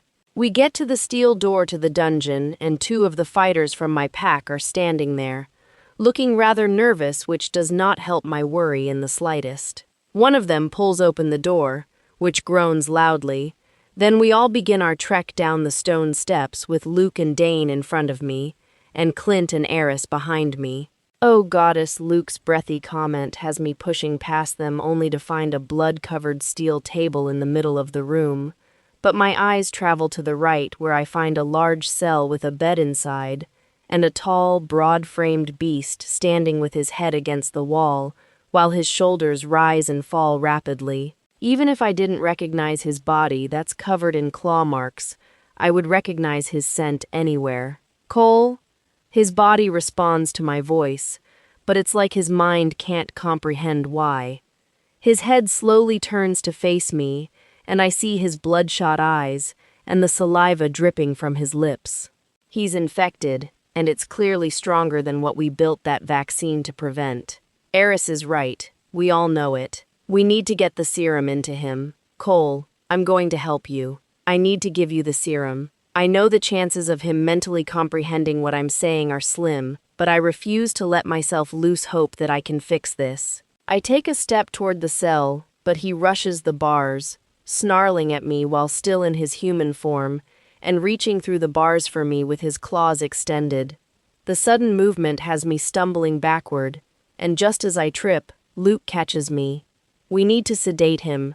I know they're right, but goddess, how I hate the thought of it. Okay, I need my bag. Clint hands me the duffel bag he's holding that contains all my herbs, salves, and even a few tonics, one being a strong sedative. I grab the tranquilizer gun and load one of the pre-filled darts.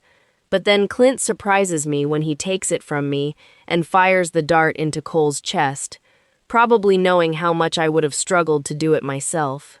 I'm going to guess that you used something fast-acting, so once he's down and you dose him, we can restrain him and put him in the secured truck. Did they find Julian?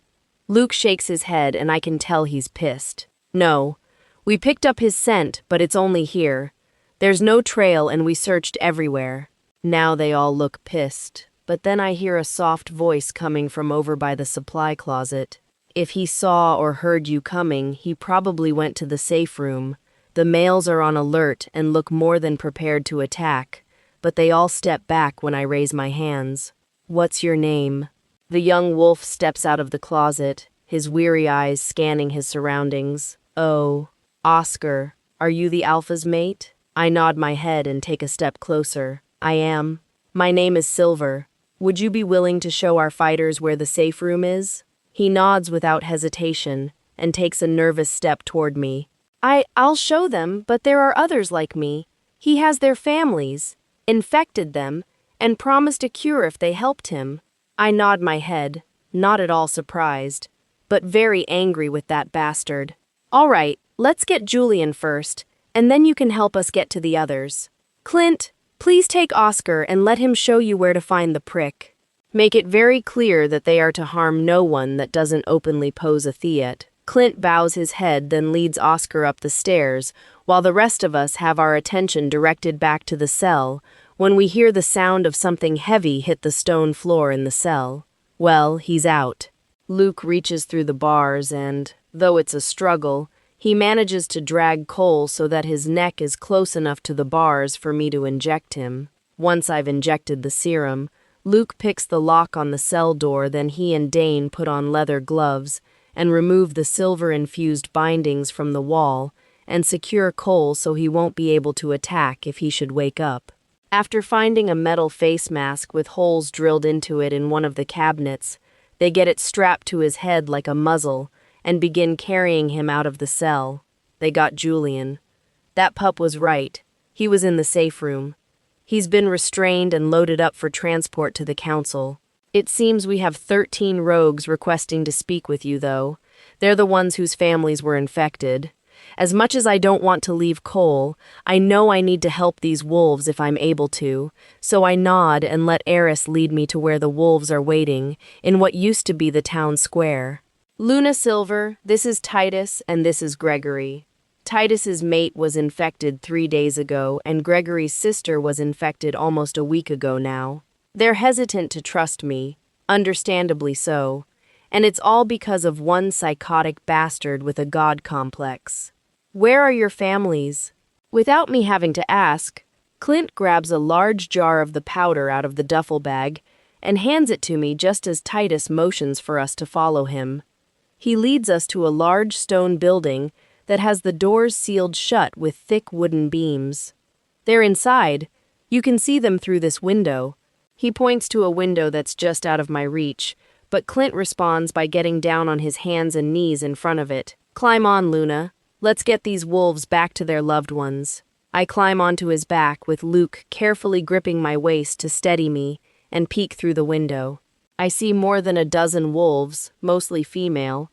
Inside and without hesitating, I throw the entire jar through the window, watching as it all but explodes in the center of the room, and the powder fills the air in the one-room building. Once I see it starting to take effect, I waste no time getting their attention. All right, we have a serum that will cure you, but I need you to come to the window one at a time so I can give you the injection. A few of the wolves seem to still be struggling with the haze of the virus, but slowly the others approach the window. With Luke's help handing me the serum vials, I inject them one at a time, then give them 2 vials of the boosted serum and instruct them on how to inject the last 2 wolves. Can we see them now? Titus is looking at me with glistening eyes as I give him a nod. He doesn't hesitate to rush to the door and, with the help of a few of the other rogues, remove the wooden beams barricading the door. Luke helps me down, and while I would love to see the happy reunions, I want to see my mate more. Without saying a word, I take off running for the trucks, following Cole's scent until I reach one of the armored trucks in the middle of the caravan. I step onto the bumper and peek through the small window, but my heart wasn't prepared for the sight of my mate, still looking feral and no longer unconscious. Hey, we're going to fix this, Silver. Come on, we'll drive the truck back so you can be close to him. Luke's voice is a mild comfort, and I give him a weak nod before hopping down and going to the passenger door. The entire drive home is spent with a tense silence, and my mind running through every worst-case scenario, something that definitely doesn't help the situation any. After arriving home, Luke and 4 of the guards help to transfer Cole to one of the cells in our own dungeon. The thought of it alone is enough to bring me to tears, while I went to the lab and got to work on adjusting the serum. Clint, the little saint, managed to get a blood sample for me that's currently being tested for any additional crap the evil prick may have added. I've increased the ratio of antiviral and antibiotic, added more of the oils, and now I'm testing it on some of the blood Clint brought me from my mate. So, any progress? Luke's voice barely manages to break my concentration, but I can't help how unsure I feel about all this. The stakes, if I should fail, are high, and I can't bear thinking I might never have my mate back. I've increased literally everything, and am testing it on the rest of the blood sample Clint brought me, but it'll take a while before I know if it worked. I know he can see how defeated I feel, but I don't have it in me to care right now. Well, I'm not a patient wolf. He marches over, grabs a vial of the new serum from the tray, then runs out before I can stop him. When I finally get everything situated and all the tests running, I should go see my mate and find out if Luke was able to administer the treatment. But fear of failure prevents me from going. I go to my office and sit down at my desk, then bring up the word processor. There's a lot of information on Julian's vile experiments, but it's time to tell the tale of how we fought him, and how, in the end, we won. I begin writing my tale, detailing the lengths we all went to in order to find a treatment, how the packs came together to not only treat, but prevent the spread of his carefully crafted disease, and how we not only took him down, but helped the rogues he had manipulated to work for him. The only part of the tale I can't add is the ending, because until Cole is cured, no ending will suffice. Luna, I administered the new serum and gave his grumpy ass another dose of sedative. Hopefully by morning, we'll see some results. I know he's trying to remain hopeful, and I wish I could join him, but I feel like I've missed something. Following my instincts, I head back into the lab and review the tests to find that, surprisingly, the new serum seems to be working. I still feel like something's off, but decide to ignore it since the science doesn't lie. Now, it's a matter of waiting to see if my mate reacts as positively as the sample of his blood does. Chapter 13. It's been almost 2 weeks and Cole has received a total of 5 doses of the modified serum. While I was present for his treatment on the 3rd day, I couldn't bring myself to go down to the dungeon again. Seeing him chained up like an animal kills me. He seemed slightly better, but I can't help thinking it was my mind playing tricks on me. I can't eat. I gave up on trying to sleep since every time I close my eyes, I'm tortured with memories of every beautiful moment with him, which remind me that we may never have another moment like them. I've spent every day locked away in the clinic, trying to perfect the serum while quickly losing hope. Today is a little different though, because today, Nathan from Black Moon and Ellis from my old pack showed up and have been helping run tests, and Ellis even went down to see Cole, saying he was going to give him a dose of anti-inflammatory and a muscle relaxer. Silver, you're looking a little pale and you haven't eaten since we got here. Nathan's concerned tone has me turning to face him, unsure of what to say. Am I supposed to just be okay when my mate is locked in a cell while battling a virus cocktail that may very well kill him? I'm not hungry, and every time I try to eat, it comes right back up. As for my complexion, I'm tired, depressed, and scared to hell that my mate is never coming out of this. And now, I'm crying. Goddess, I can't handle much more of this. How can the goddess give me the most amazing mate in the world, then do this to us? Stress very well may be a cause of your symptoms, but can you humor me and allow me to run a few simple blood tests to make sure it's nothing more serious? I don't have the energy to fight him on this, so I give him a weak nod, then watch as he draws 3 vials of blood, before giving me a smile that's suspicious as all hell. But again, I don't have energy for this. Once he's got his samples, I excuse myself and go to my office to take a much-needed nap. Silver, sweetheart, I hate that for the last nearly 2 weeks I've heard his voice and seen his face every time I close my damn eyes. It's the most blissful torture, and it breaks my damn heart. Stop tormenting me. I barely mumble the words in my exhausted haze as I bury my face into the ridiculously uncomfortable pillow. Sweetheart, what's wrong? Really? Is this damn hallucination crazy? Doesn't he realize that he's sitting in a cell, nothing more than a shell of my mate? Can't my own mind cut me a damn break? You're what's wrong. You promised you said you'd come back to me and you lied. My voice is becoming more clear, but now I feel less asleep, which means his voice, the one that haunts me, should be gone. But I know, sweetheart, and I'm so damn sorry. Please open those beautiful eyes. I need you to look at me, Silver. My chest feels tight and I can feel waves of sadness, worry, and relief. Why the hell would I feel relieved? My eyes shoot open, and I can't stop the scream that escapes me as I scoot back on the couch when I see the lifelike form of my mate kneeling beside me. Clearly, my sleep deprivation is having an unpleasant side effect, full-on hallucinations. Nope, you're not real. I'm losing my mind. First, I see you every time I close my eyes, and now, I'm seeing fucking hallucinations in my office? Shit, Nathan. You might need to run more than blood tests. I think I'm going insane. The image of my mate laughs, and it feels so damn real, but it can't be. I see Nathan step into the doorway, and he's smiling at me like this is just another beautiful damn day, but it's not. I'm losing my shit here. What's wrong, Silver? I focus on Nathan, praying the hallucination will fade if I ignore it. That's a thing, right? You ran blood work, Did you test for anything that might cause hallucinations? Or can you test for anything that might cause them? His smile drops and his brow furrows as he stares at me. Hallucinations? I swear I see his eyes shift to the hallucinated image of my mate and back to me. But maybe I'm just that damn crazy? Yeah, seeing shit that isn't there? His brow arches, and the damn hallucination fucking chuckles. Sweetheart, do you honestly think that I'm a hallucination? I give the most subtle nod I can because, well, I'm not about to look even more crazy when I talk to the hallucination, not when there's a damn witness.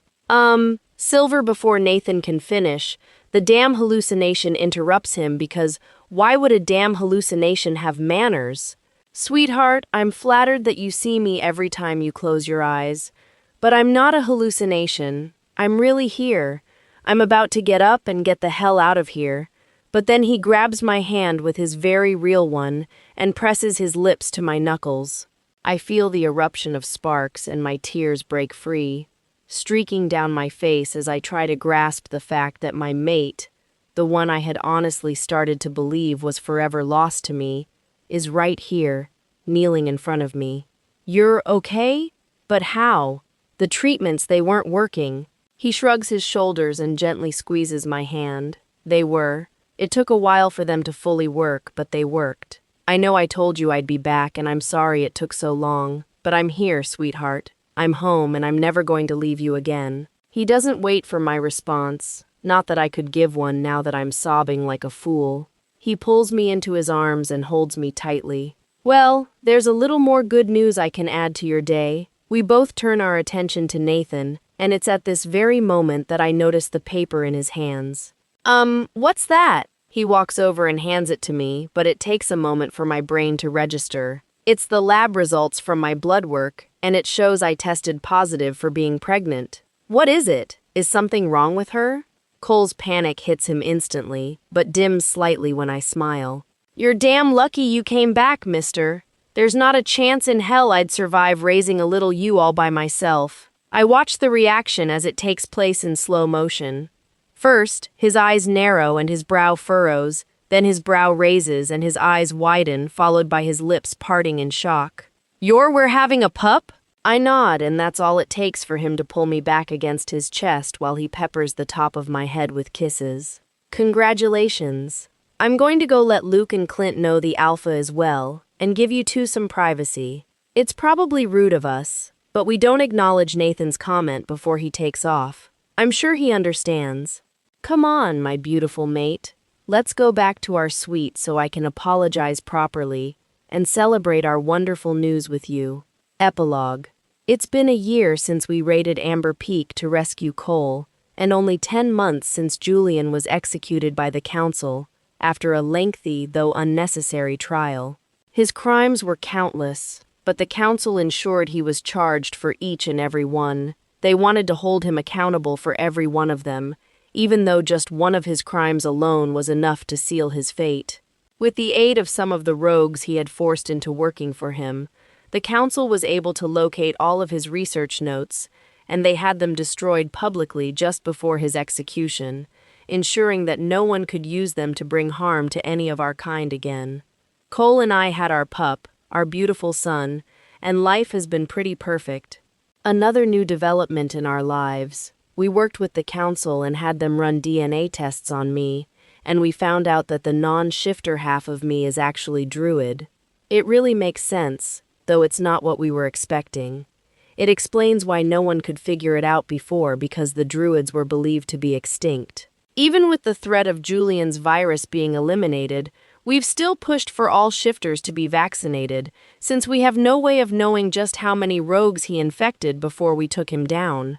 Every pack in the country has a ready supply of vaccines and, while not necessarily needed now, a supply of serum as well. We've all decided it's definitely better to be safe than sorry.